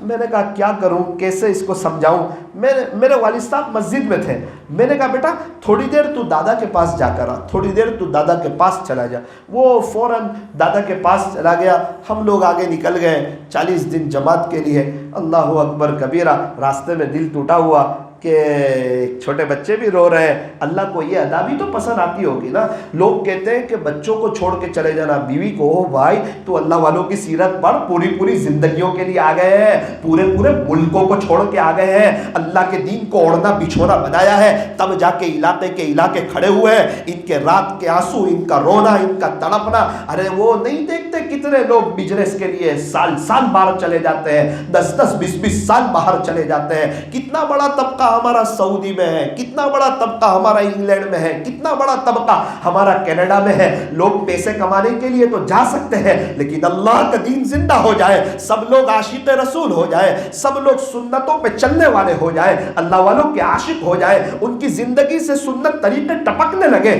ان کے بچے نیک بننے لگے، ان کا لباس اللہ والوں جیسا ہونے لگے، ان کی مستورات پردہ کرنے لگے، ان کے بچے حافظ عالم بننے لگے، اب یہ درود شریف پڑھنے لگے، اپنی نظر کی حفاظت کرنے لگے۔ اگر یہ عاشق رسول نہیں ہے تو پھر مجھے بچاؤ، عاشق رسول کون؟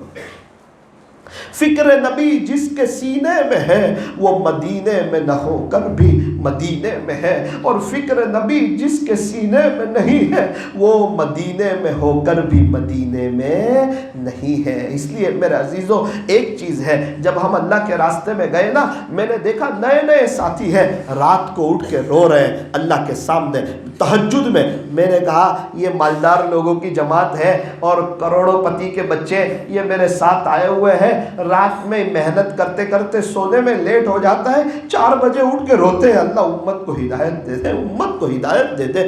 ہر کونے سے رونے کی آواز آتی، میرا تو دل دکھ جاتا۔ ایک چچا تھے ہمارے ساتھ کچھ بوچھ میں کیا بتاؤں آپ کو، 3:45 بجے اتنی زور سے روتے کہ اللہ ہم آپ کو منا نہ سکے۔ یہ عمل ہے، یہ عمل ہے۔ اللہ والے تہجد کے دیوانے ہوتے ہیں، عاشق رسول ہوتے ہیں، عشق پتہ چلتا ہے، بچائی میں شکر ہو، شکر پتہ چلتا چلتی ہے, کھانے میں نمک و نمک کا ٹیسٹ آتا ہے. جب عشق رسول ہو نا تو وہ انسان کے لباس سے, اس کے چہرے سے, اس کے انداز سے, اس کے کردار سے وہ ظاہر ہوتا ہے. یا رب تیرے محبوب کی شباہت لے کے آیا ہوں, یا رب تیرے محبوب کی شباہت لے کے آیا ہوں, حقیقت اس کو تو کر دے, میں تو صرف صورت لے کے آیا ہوں. اب دیکھو پولیس والے اپنی وردی میں, ملٹری والے اپنی وردی میں, ہوٹل کے ویٹر اپنی وردی میں, ہمارے بچے اسکول جاتے ہیں تو اسکول کی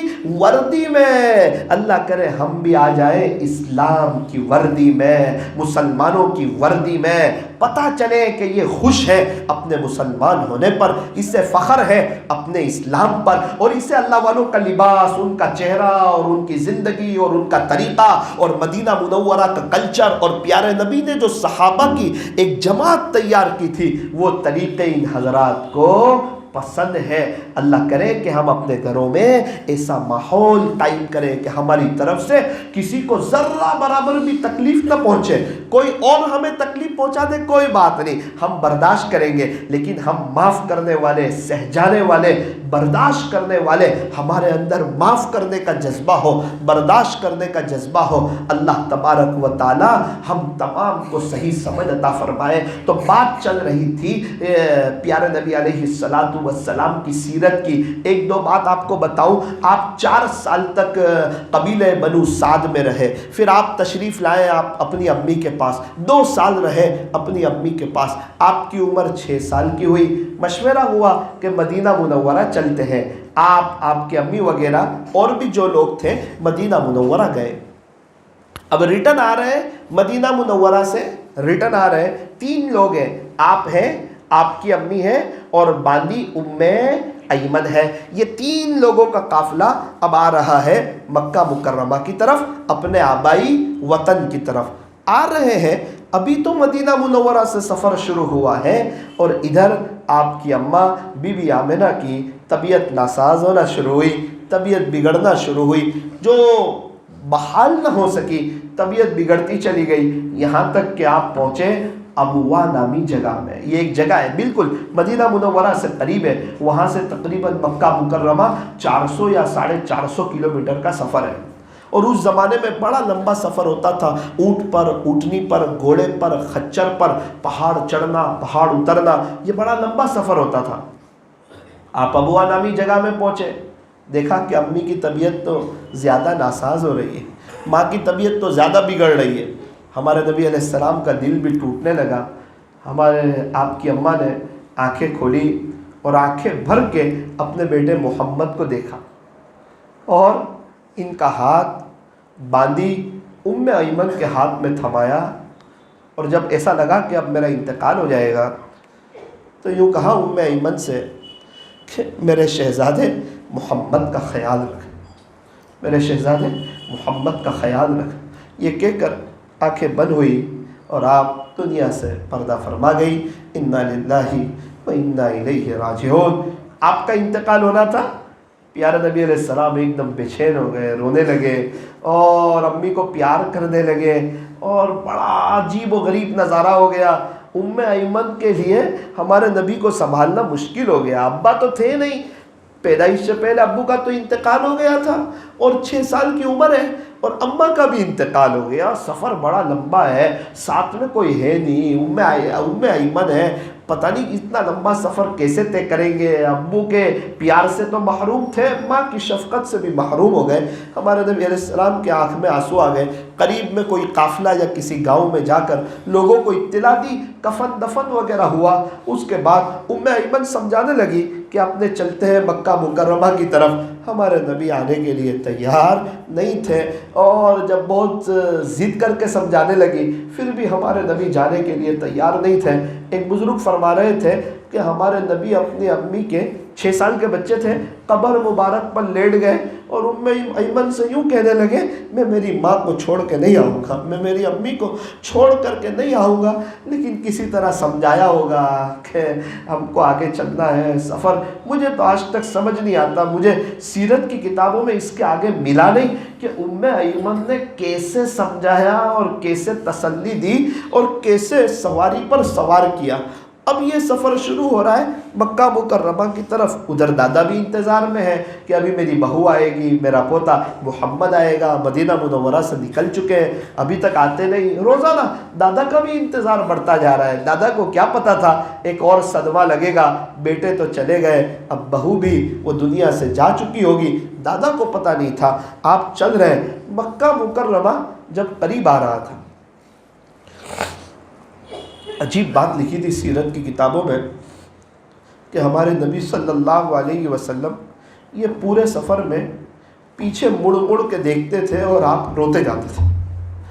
امی کی یاد ستاتی تھی پورے سفر میں، پیچھے امی کو رکھ کر آئے نا ادھر، دفن گیری کر کے آئے، اب پورے سفر میں آپ پیچھے دیکھ رہے اور آپ کی آنکھیں ڈبڈبا رہی ہیں، ماں کی یاد ستاتی۔ اللہ اکبر، مجھے تو آج تک سمجھ نہیں آتا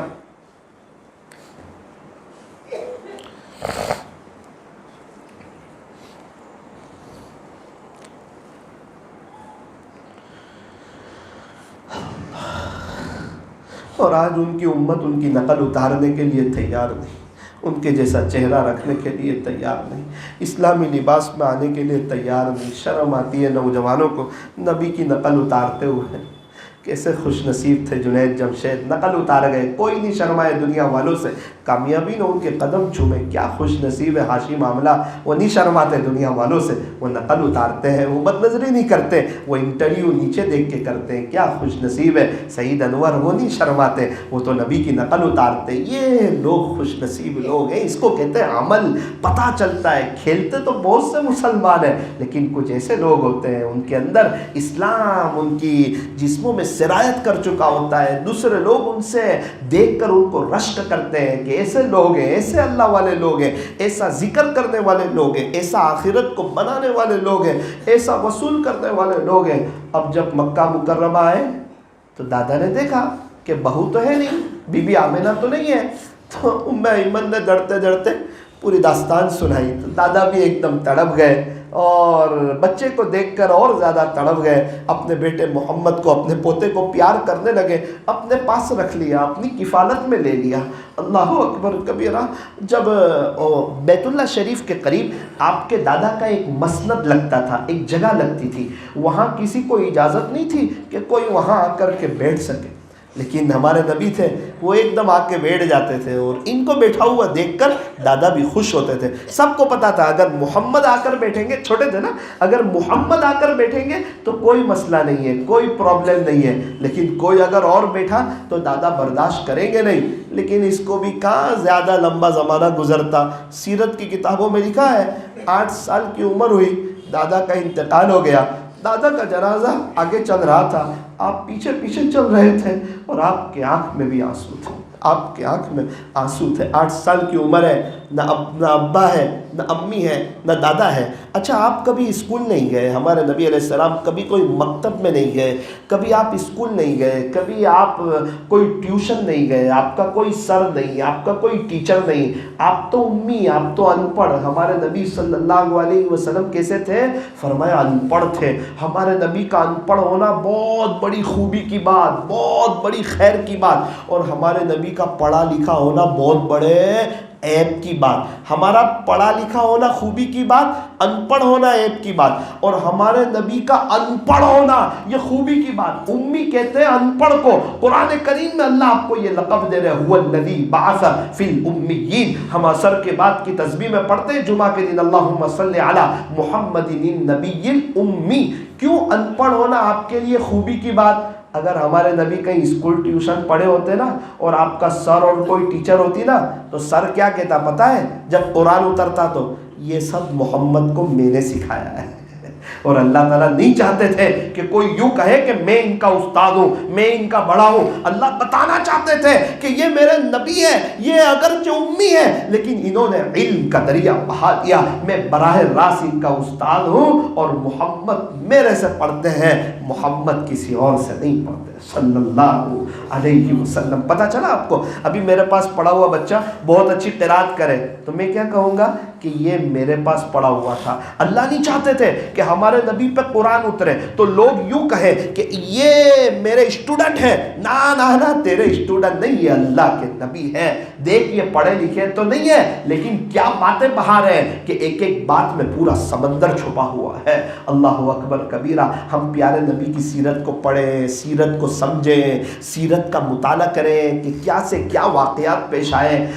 پھر آپ اپنے چچا کی کفالت میں آئے، 12 سال کی عمر میں آپ نے جو ملک شام کا سفر کیا وہاں سے آپ کو ریٹرن کیا، 25 سال کی عمر میں آپ کی شادی ہوئی، وہ شادی جو ہے کس نے نکاح پڑھایا، کس سے ہوئی، پھر 35 سال کی عمر میں کیا واقعہ پیش آیا، پھر نبوت کیسے ملی، نبوت سے پہلے آپ بار بار کہاں جاتے تھے، پھر اس کے بعد آپ نے دین کا کام کیسے شروع کیا اور لوگ آپ کے کیسے مخالف ہو گئے۔ جو حضرات دین کا کام کرتے ہیں نا، کچھ وقت تک لوگ ان کے مخالف ہو جاتے ہیں، سب کی نظر ان کے اوپر ہو جاتی ہے۔ ہمارے نبی علیہ السلام دین کے کام کو لے کر اٹھے تو سب آہستہ آہستہ ہمارے نبی کے مخالف ہونے لگے۔ ابھی تک تو صدیق کہتے تھے، امین کہتے تھے، سچا کہتے تھے، امانت دار کہتے تھے، لیکن جیسے ہی اللہ کے دین کا کام لے کر اٹھے سب سے پہلے گھر سے چچا نے آپ کی مخالفت کی۔ تو یہ ہوتا ہے، حضرت ابوبکر صدیق دین کا کام لے کے اٹھے، ان کی مخالفت ہوئی، حضرت عمر رضی اللہ عنہ دین کا کام لے کر اٹھے،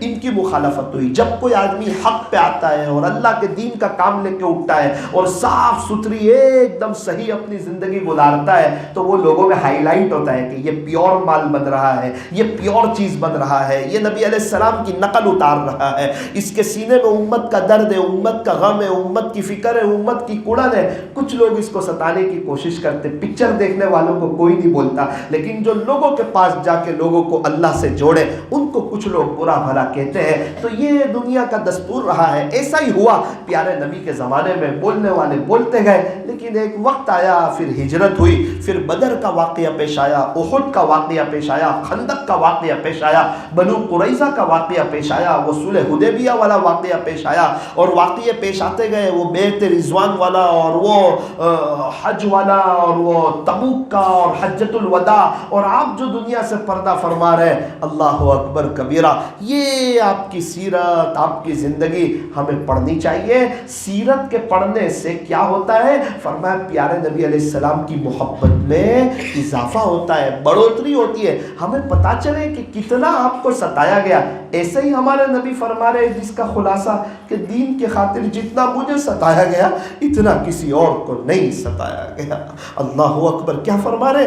دین کے خاطر جتنی تکلیف مجھے پہنچائی گئی اتنی تکلیف کسی اور کو نہیں پہنچائی گئی۔ ہمارے پاس تو بہت اچھا موقع ہے، اللہ تبارک و تعالی ہم تمام کو صحیح سمجھ عطا فرمائے۔ اب میں 2-3 باتیں آپ سے کرنا چاہتا ہوں، اپنے آپ سے بھی کہنا چاہتا ہوں اور آپ کے سامنے بھی وہ باتیں رکھنا چاہتا ہوں۔ ذرا دھیان سے سننا، دل کے کانوں سے سننا، عمل کی نیت سے سننا، انشاءاللہ بڑا فائدہ ہوگا۔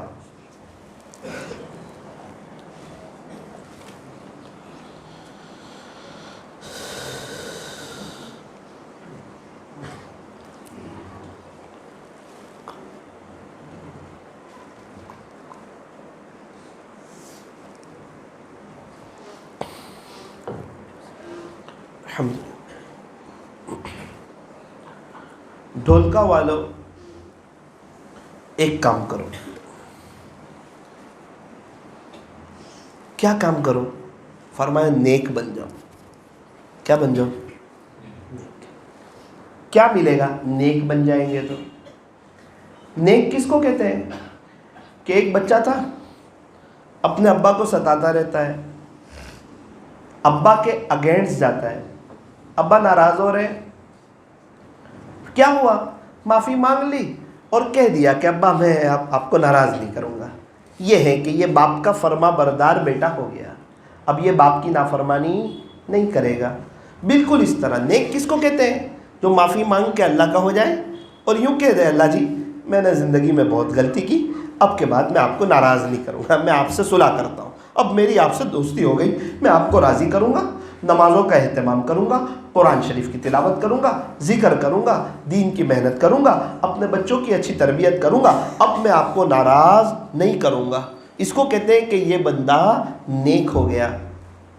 جو نیک ہو جاتا ہے نا، نیک، اس کو پوری دنیا کے نمازیوں کی دعا ملتی ہے، پوری دنیا کے نمازیوں کی دعا ملتی ہے۔ ابھی ہم نے نماز پڑھی نا عشاء، ماشاءاللہ کتنے لوگ سنت پڑھی، وتر پڑھی، ہم سب نے نیک لوگوں کو دعا دی۔ کس کو دعا دی؟ نیک لوگوں کو۔ اور ہر نماز میں دعا دیتے ہیں، کس کو دعا دیتے ہیں؟ کہ نیک لوگوں کو۔ کیا دعا دیتے ہیں؟ التحیات میں جب ہم کیا کہتے ہیں؟ السلام علینا وعلی عباد اللہ الصالحین، کہ سلامتی ہم پر ہو اور اللہ کے نیک بندوں پر ہو۔ کتنی بڑی دعا ہے کہ اللہ کے نیک بندوں کے لیے کیا ہو؟ سلامتی ہو، اللہ ان کو سلامت رکھے۔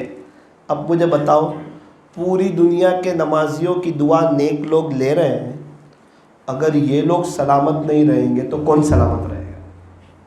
اگر ان کی زندگی میں بہار نہیں ہوگی تو کس کی زندگی میں بہار ہوگی؟ اور اللہ تعالیٰ قرآن کریم میں فرماتے ہیں وَهُوَ يَتَوَلَّى الصَّالِحِينَ، کہ اللہ تعالیٰ نیک لوگوں کے ذمہ دار ہے۔ کیا فرمایا؟ اللہ نیک لوگوں کے ذمہ دار ہے۔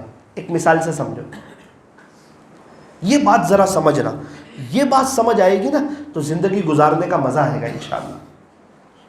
کچھ بچے کھیل رہے تھے، ایک بچے نے کہا میں تو حج کے لیے جا رہا ہوں۔ اچھا حج پہ جا رہے ہو؟ کہا جی۔ قریب میں ایک چچا کھڑے تھے، پوچھا کہ بیٹا پاسپورٹ؟ بولے وہ تو مجھے نہیں معلوم۔ بولے ویزا لگ گیا؟ وہ بھی نہیں پتا۔ اچھا ٹور سے جا رہے ہیں یا انڈیویژل جا رہے ہیں؟ وہ بھی نہیں پتا مجھے۔ احمد آباد سے جا رہے ہیں، ممبئی سے جا رہے ہیں؟ وہ بھی نہیں پتا۔ پہلے مکہ مکرمہ جائیں گے یا مدینہ منورہ جائیں گے؟ وہ بھی نہیں پتا۔ ریٹرن کب آئیں گے؟ وہ بھی نہیں پتا۔ بولے یار جب آپ کو کچھ پتا نہیں ہے تو آپ حج پہ کیسے جا رہے ہیں؟ آپ کو تو کچھ معلوم ہی نہیں ہے، 2 دن کے بعد آپ کا سفر ہے۔ اس بچے نے ایک لفظ میں پورا مسئلہ حل کر دیا، ایک لفظ میں۔ اس نے کہا چچا جان آپ میری فکر نہ کریں، میں تو میرے ابو کے ساتھ جا رہا ہوں۔ کس کے ساتھ جا رہا ہوں؟ نہیں سمجھ؟ مجھے کیا پوچھتے ہیں، میرے ابو کو سب معلوم ہے، آپ بہت فکر نہ کرو، مجھے ان کو سب معلوم ہے۔ اور یہ بھی اللہ کی ذات سے امید ہے میں جاؤں گا، سفر ہو جائے گا، آ جاؤں گا، لیکن مجھے معلوم ہے کچھ نہیں، کیونکہ میں کس کے ساتھ جا رہا ہوں؟ میرے ابو کے ساتھ۔ تو جس بچے کا باپ ذمہ دار ہو نا، وہ بیٹا نو ٹینشن ہو جاتا ہے۔ اور اللہ کیا کہتے ہیں؟ اللہ کس کے ذمہ دار ہے؟ نیک لوگوں کے۔ تو جو نیک ہو جائے پھر وہ کیسا نو ٹینشن ہو جاتا ہے۔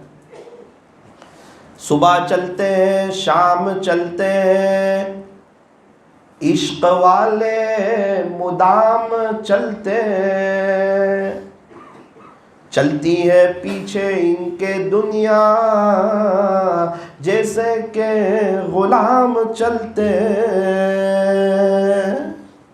کیوں؟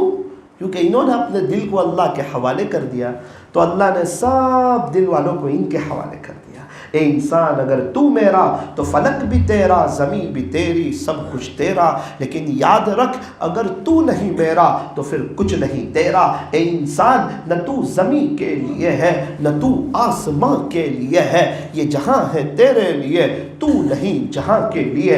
من کان للہ کان اللہ لہ، جو اللہ کا ہو جاتا ہے اللہ بھی اس کا ہو جاتا ہے۔ تو وَهُوَ يَتَوَلَّى الصَّالِحِينَ، اللہ نیک لوگوں کے ذمہ دار ہے۔ جو آدمی نیک بن جاتا ہے نا، عجیب و غریب اللہ کی مدد اس کے ساتھ ہوتی ہے۔ آپ نے نام سنا ہوگا، مستورات بھی ذرا سنیں، رابعہ بصریہ رحمت اللہ علیہ، بہت بڑی اللہ کی ولیہ گزری۔ ایک مرتبہ اپنے گھر میں آرام کر رہی ہے، چور آیا اور آ کر کیا کیا، دیکھا کچھ ہے نہیں، چادر لے لی اور واپس جانے لگا۔ جیسے ہی دروازے تک گیا آنکھوں کے سامنے اندھیرا چھا گیا، اب کچھ نظر آتا نہیں، نابینا جیسا ہو گیا۔ بہت گھبرایا کہ یار میں لوگوں کے گھر سے بڑی بڑی چیزیں چوری کرتا ہوں تو کچھ ہوتا نہیں ہے، یہ بیچاری غریب جیسی عورت، مجھے اس کے گھر سے کچھ ملا نہیں۔ ایک چادر میں نے لی، اس میں میری بینائی چلی گئی۔ اس نے فوراً چادر وہاں رکھ دی، جیسے ہی چادر رکھ دی تو پھر بینائی آ گئی، پھر روشنی آنکھوں میں آ گئی، وہ آنکھوں کے سامنے کا اندھیرا ختم ہو گیا۔ واقعے کو مختصر کرتے ہوئے یہ چور باہر آیا، غیب سے آواز آئی۔ کیا آواز آئی؟ ایک دوست سویا ہوا ہے تو دوسرا دوست تو جاگ رہا ہے۔ کہ رابعہ سوئی ہوئی ہے لیکن رابعہ نے دوستی کس سے کی ہے؟ اللہ سے۔ دل کس سے لگایا ہے؟ جوانی کس پر فدا کی ہے؟ تو رابعہ میری ہو گئی تو میں رابعہ کا ہو گیا۔ تو ایک دوست سویا ہوا ہے تو کیا سمجھتا ہے تو چوری کر لے گا؟ اس کا اللہ جاگ رہا ہے۔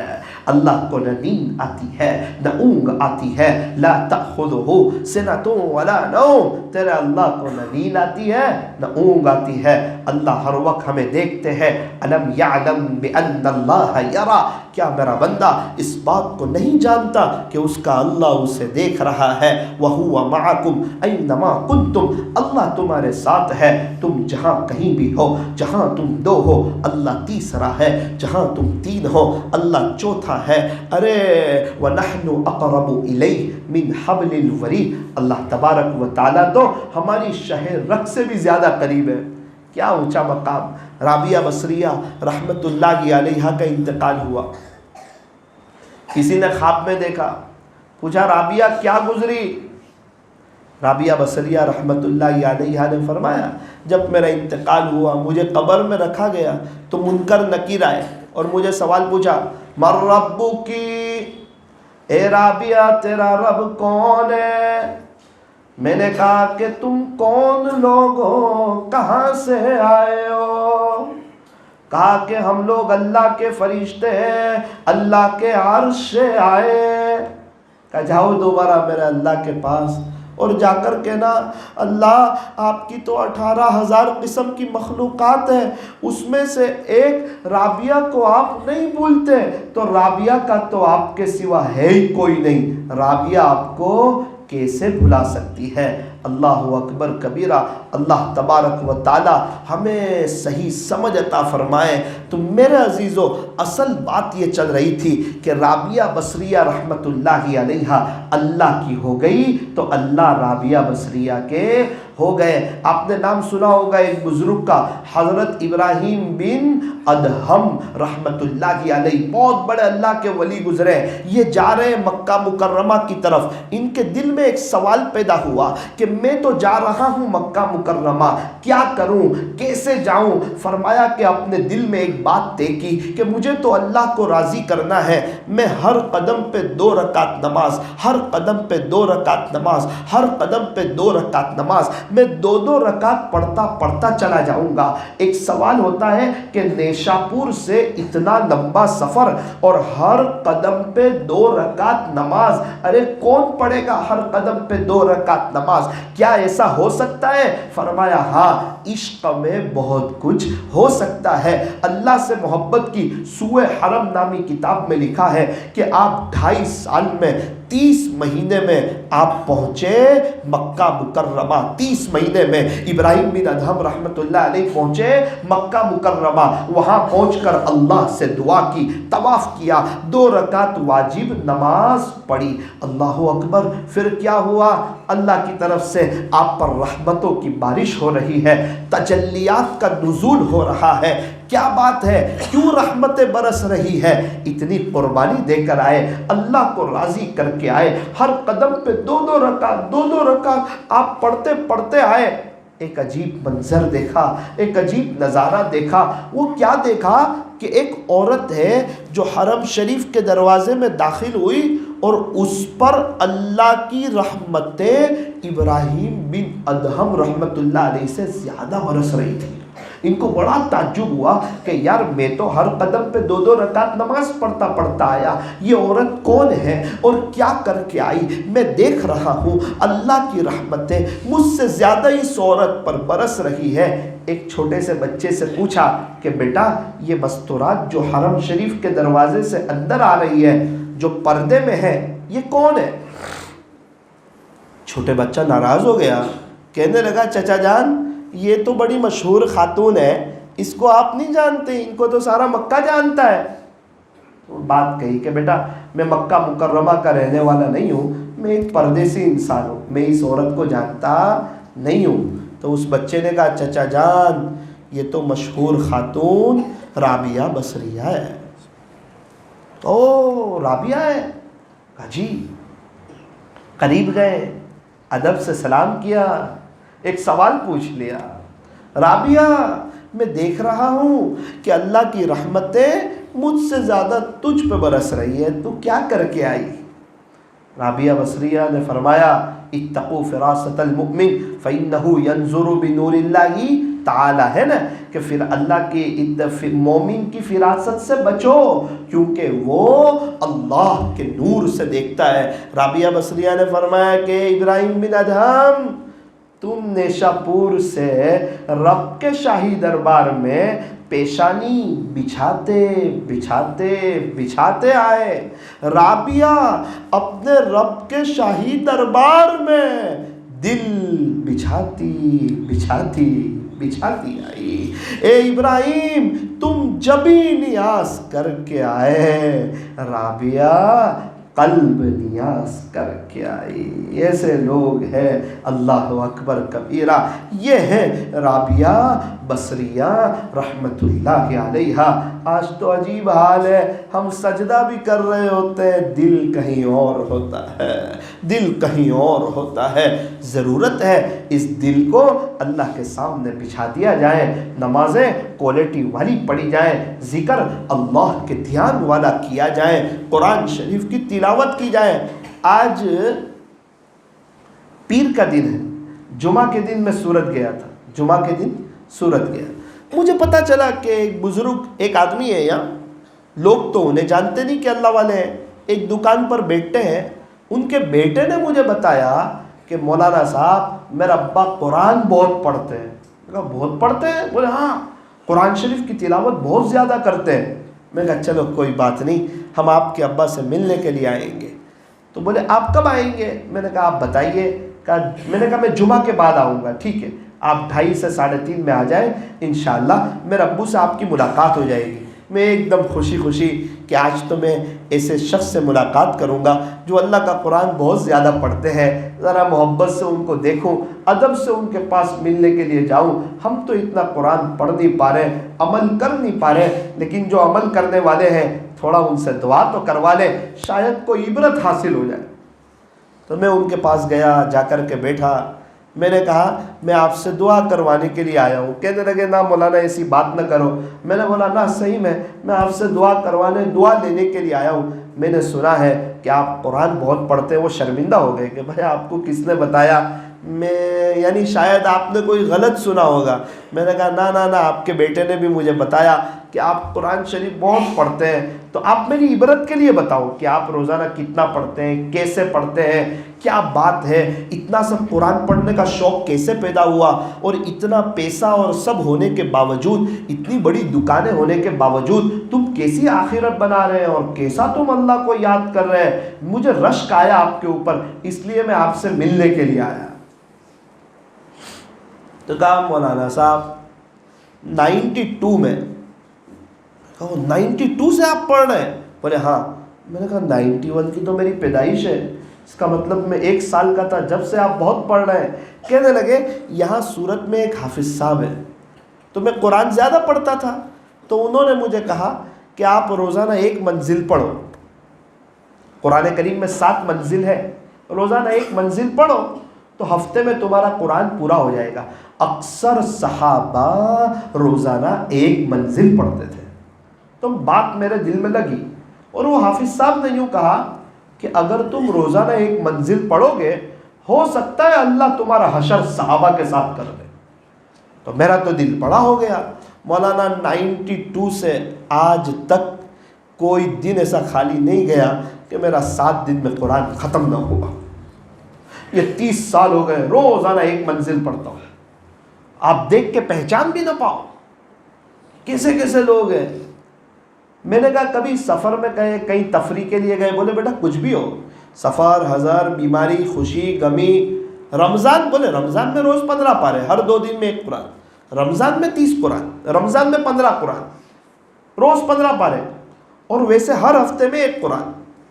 سورت مرکز پہ جاتا ہوں جمعرات کو, بولے ہفتہ واری اجتماع میں, اکثر وہاں میرا قرآن ختم ہوتا ہے, جمعہ کے دن شروع کرتا ہوں. اچھا, بڑا خوش ہوا میں.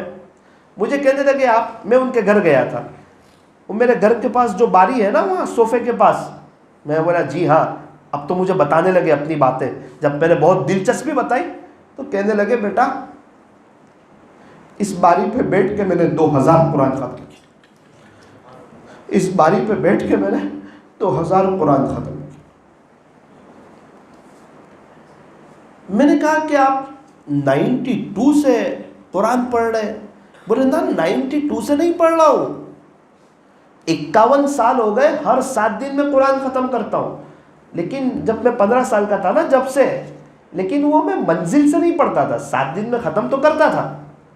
پھر وہ حافظ صاحب نے مجھے بتایا کہ آپ منزل سے پڑھو تو آپ کا 7 دن میں ہی ختم ہوگا, لیکن صحابہ کی ترتیب پہ ہوگا. ہمارے ابا باپ دادا نیک تھے. ہمارے ابا کی ایک بیکری تھی, اللہ تعالیٰ نے بہت برکت دی تھی, چھوٹی سی بیکری, بولے 26 لوگوں کا نکاح کیا گھر والوں کا سب کا اس بیکری سے, 26 لوگوں نے حج کیا اس بیکری کی برکت سے. اور مولانا صاحب اللہ تعالیٰ نے, خلاصہ یہ ہے, مجھے دنیا کی فکر سے آزاد کر دیا, نو ٹینشن کر دیا دنیا کی فکر سے. بچے کما لیتے ہیں, محنت کرتے ہیں, بزنس بھی آن بان شان سے چل رہا ہے, سب عافیت کے ساتھ ہو رہا ہے. میں نے پوچھا, میں نے کہا کہ میں ایک بات جاننا چاہتا ہوں آپ سے. کہا جی پوچھو نا. میں نے کہا قرآن شریف پڑھنے کی بہت مزہ آتی ہوگی. اے مولانا صاحب, سامنے کوکو رکھا تھا, سورت میں ایک مشہور کوکو والا ہے اس کا, کہ یہ ہے نا یہ قرآن کی تلاوت کے سامنے پھیکا ہے. ایسے چاشنی گلتی ہے منہ میں, یہ تم اوریجنل نیرے کی کیا بات کرتے ہو, کچھ نہیں ہے, ایسی مزہ ہے اللہ کے قرآن, ایسی مزہ آتی ہے پڑھنے کی. تم آئس کریم کی ہر چمچ مزے لے لے کے کھاتے ہو نا, میں ہر آیت مزے لے لے کے پڑھتا ہوں. میرا دل نہیں کرتا کہ میں قرآن بند کروں, میرا جی چاہتا ہے میں پڑھائی کروں. اللہ ایسی توفیق دیتا ہے, شاید اللہ خوش ہوتا ہے مجھے دیکھ کے. میں اس کو سناتا ہوں, بڑی محبت سے پڑھتا ہوں. میرے گھر والے مجھے سلاتے ہیں مولانا, میرا جی نہیں چاہتا قرآن بند کر کے سو جاؤں. بڑی مزہ آتی ہے زندگی گزارنے کی. ابھی میں 4 مہینے گیا تھا, بولے پہلے دن میں نے 1 قرآن پڑھ لیا, پہلے دن. دوسرے دن 24 پارے پڑھ لیے. امیر صاحب نے میرا ہاتھ پکڑ لیا کہ بھائی تھوڑا تو سو جاؤ آپ, تھوڑا آرام بھی تو کر لو. تو مولانا اب یہ آرام کرنے کا بولتے ہیں, آپ بتاؤ کوئی دوسری زندگی ملنے والی ہے؟ کون سا پل آخری پل ہوگا, کون سی گھڑی آخری گھڑیاں ہوگی؟ ہم نے ہماری آنکھوں سے بہت سے لوگوں کو جاتے دیکھا. بولے یہ سورت کا قبرستان ہے نا, میں اور ایک ساتھی اندر تھے, میرے ساتھی باہر نکلے, ان کا انتقال ہو گیا. تو وہ پل ان کا آخری پل تھا. میں نے دیکھا سورت میں بولے میمن جماعت کھانا ہے, 2 لوگ ایسے جو کھا کے ابھی تو اٹھے باہر جا رہے ہیں اور ان کا انتقال ہو گیا. تو مولانا کیا پتا کب ہم دنیا سے چلے جائیں گے, تو کیا ہم اللہ کو ناراض کر کے جائیں گے؟ نہ, ہم اللہ کو ناراض کر کے نہیں جانا چاہتے. ہم آخرت بنا کر کے اللہ کو راضی کر کے جانا چاہتے ہیں. اور مزہ آ رہی ہے, وقت میں برکت ہو رہی ہے. امیر صاحب سمجھانے لگے, کہتے بھی تو کیا کہتے ہیں, 1 بجے سب سے اخیر میں سوتا, 3:30 بجے پوری جماعت کو تہجد کے لیے میں اٹھاتا تھا, اللہ کم نیند میں مجھے برکت بھی دے دیتا. پھر کہنے لگے مولانا صاحب اللہ کا شکر ہے پورے 4 مہینے میں نے 42 قرآن ختم کیے, 42 قرآن میں نے ختم کیے. قرآن شریف پڑھنے کا ایک شوق. بچے نے کہا کبھی ہم گھومنے گئے تھے ساپوتارا ابا کو لے کے, ابا نے کہا تو پہلے موبائل میں قرآن کھول دے تو مجھے تو آؤں گا. قرآن کھول دے, قرآن کھول دیا, وہ قرآن پڑھتے چلے گئے. پھر مجھے اکیلے میں بیٹھ کے کہا بیٹا بہت مزہ آتی ہے, بہت لذت آتی ہے قرآن شریف پڑھنے کی. اور حقیقت میں یہ قرآن شریف, نماز, ذکر, اس میں بہت مٹھاس ہے. ہمیں کیوں نہیں آ رہی ہے؟ ایک آدمی نے شکر کھائی, کمپنی کی بن کے آئی, شکر کھائی. اس نے کیا کہا, کمپنی والے نے پھیکی شکر بنائی. کیسی شکر بنائی؟ شکر میں کوئی مٹھاس ہی نہیں, کوئی ٹیسٹ ہی نہیں. دوسرے لوگوں نے ٹیسٹ کیا تو میٹھی تھی. بولے عجیب آدمی ہے, شکر میں مٹھاس نہیں. تو پتہ چلا وہ بیمار تھا, اس لیے اس کا منہ کڑوا ہو گیا تھا. تو بولے بھائی شکر کا کوئی قصور نہیں ہے, تیری بیماری کا قصور ہے. سمجھ میں؟ شکر کا کوئی قصور نہیں ہے, تیری بیماری کا قصور ہے. اس نے 3 دن دوا کرائی, اللہ کی شان اس کا بخار اتر گیا تو شکر میں ٹیسٹ. تو بالکل قرآن کریم اور نماز وغیرہ میں نعوذ باللہ کوئی قصور نہیں ہے. ہمارا روحانی بیمار ہے. اگر یہ روحانی بیماری ہماری دور ہو جائے, کچھ اللہ کے دین کے خاطر ہمارا بھی وقت لگ جائے, کسی اللہ والے سے بیعت ہو کر ہم ان کے بھی معمولات پورے کریں, اپنے دل کی صفائی کریں, اپنے دل کو صاف کریں, آپ یقین مانیں یہ قرآن شریف کی تلاوت میں, یہ نماز میں, یہ عجیب و غریب لذت ہے, عجیب و غریب مزہ ہے. ہمارے نبی کتنا لمبا قیام کرتے, کتنا لمبا رکوع کرتے, کتنا لمبا سجدہ کرتے, راتوں کو نفلوں میں, کہ یوں فرمایا کہ حتی تورمت قدمہ, آپ کے قدمین مبارک پر ورم آ جاتا تھا. ہمارے نبی کے پیر مبارک سوج جاتے تھے, ایسے ہی سوج جاتے تھے قدم مبارک. فرمایا نا, وہ قرآن کے پڑھنے میں مزہ آتا تھا, وہ قرآن کے پڑھنے میں لذت آتی تھی. پھر ایک بات کہی, مولانا مسجد کی چابی میرے جیب میں ہے, یہ مسجد ہے نا سورت میں. میں نے بولا ہاں, وہ صبح میں ہی کھولتا ہوں الحمدللہ. تہجد سے اٹھ جاتا ہوں, 4 رکعت پڑھ کے قرآن. میں نے بولا پھر مسجد کھول کے قرآن, سنت پڑھ کر قرآن, پھر فجر کی نماز پڑھ کے قرآن. کبھی 8 بجتے, کبھی 8:30 بجے. بچے کہتے ہیں اب تو سو جاؤ ابا. ارے ان کو کیا معلوم کیا مزہ آتی ہے قرآن شریف کی تلاوت, کیا لذت آتی ہے. بیٹا تو تو عالم ہے نا, تیرے کو تو پتا ہے نا کیا ثواب ملتا ہے ایک ایک حرف پہ. میں نے کہا یار یہ تو بہت وقت کو وصول کرتے ہیں, اتنے میں عصر کی اذان ہوئی تو اٹھ کے چلے. میں نے کہا وہ اب نماز بعد ملیں گے بیٹا, آپ نماز بعد ملیں گے. میں نے کہا ٹھیک ہے. پہلی صف میں بیٹھ گئے. پھر نماز کے بعد میرے پاس آئے اور آ کر کہا جس کا خلاصہ کہ بیٹا شاید 51 سال ہو گئے صف چھٹی نہیں ہے پہلی. 51 سال ہو گئے صف نہیں چھٹی. بہت مزہ آ رہی ہے زندگی گزارنے کی. دنیا میں رہتے ہوئے جنت کا مزہ لے رہا ہوں, سب سے خوشحال میں ہوں ابھی. ارے خوشحالی ہوں گے نا اللہ کے ہو گئے تو. رمضان میں ہم کو اچھا لگتا ہے کہ نہیں, کیسی مزہ آتی ہے, کیسا سکون ملتا ہے, کیسی برکت ملتی ہے. وقت جلدی ختم بھی نہیں ہوتا, کیسی برکت ہوتی ہے.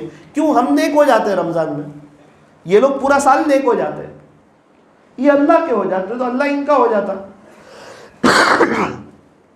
اس کے بعد ایک بات اور کہی, بیٹا افطاری میں اذان ہوتی ہے. میں نے کہا ہاں. تو اذان ختم ہوتی ہے وہاں تک میں کچھ کھا لیتا ہوں. جیسے ہی اذان ختم ہوئی میں نیچے اتر جاتا ہوں, مسجد میں آ جاتا ہوں. امام صاحب مؤذن صاحب کے داہنی طرف میں کھڑا رہتا ہوں, میری جگہ ہے مؤذن صاحب کے داہنی طرف. پھر میں مغرب کی نماز پڑھ کے گھر آتا نہیں ہوں, مغرب کی نماز پڑھ کے گھر آتا نہیں ہوں، ڈائریکٹ تراویح پڑھ کے آتا ہوں، اسی جگہ بیٹھا رہتا ہوں. اور کہا بیٹا اللہ کا شکر ہے 51 سال سے آج تک تراویح میں کسی کی پیٹھ نہیں دیکھی، پہلی صف میں ہوتا ہوں. 51 سال سے معمول ہے. بولے ہاں.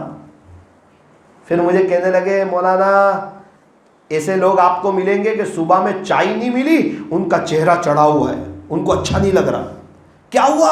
کہا صبح میں چائے نہیں ملی، بے چین پریشان، صبح میں چائے نہیں ملی، اخبار نہیں ملا، نیوز نہیں ملا. ایسا شاید ہی آپ کو کوئی ملے گا جس کا چہرہ اترا ہوا ہے. پوچھو کیا ہوا؟ بولے آج صبح میں میری تلاوت چھوٹ گئی. ایسا آپ کو کوئی نہیں ملے گا. میں نے کہا بات تو صحیح ہے آپ کی. پھر مجھے کہنے لگے مولانا تھوڑی سی ہمت کر لو، کیا پتا کون سا پل آخری پل ہوگا. بار بار دہرا رہے ہیں موت کی بات، بار بار دہرا رہے ہیں موت کی بات. اللہ اکبر.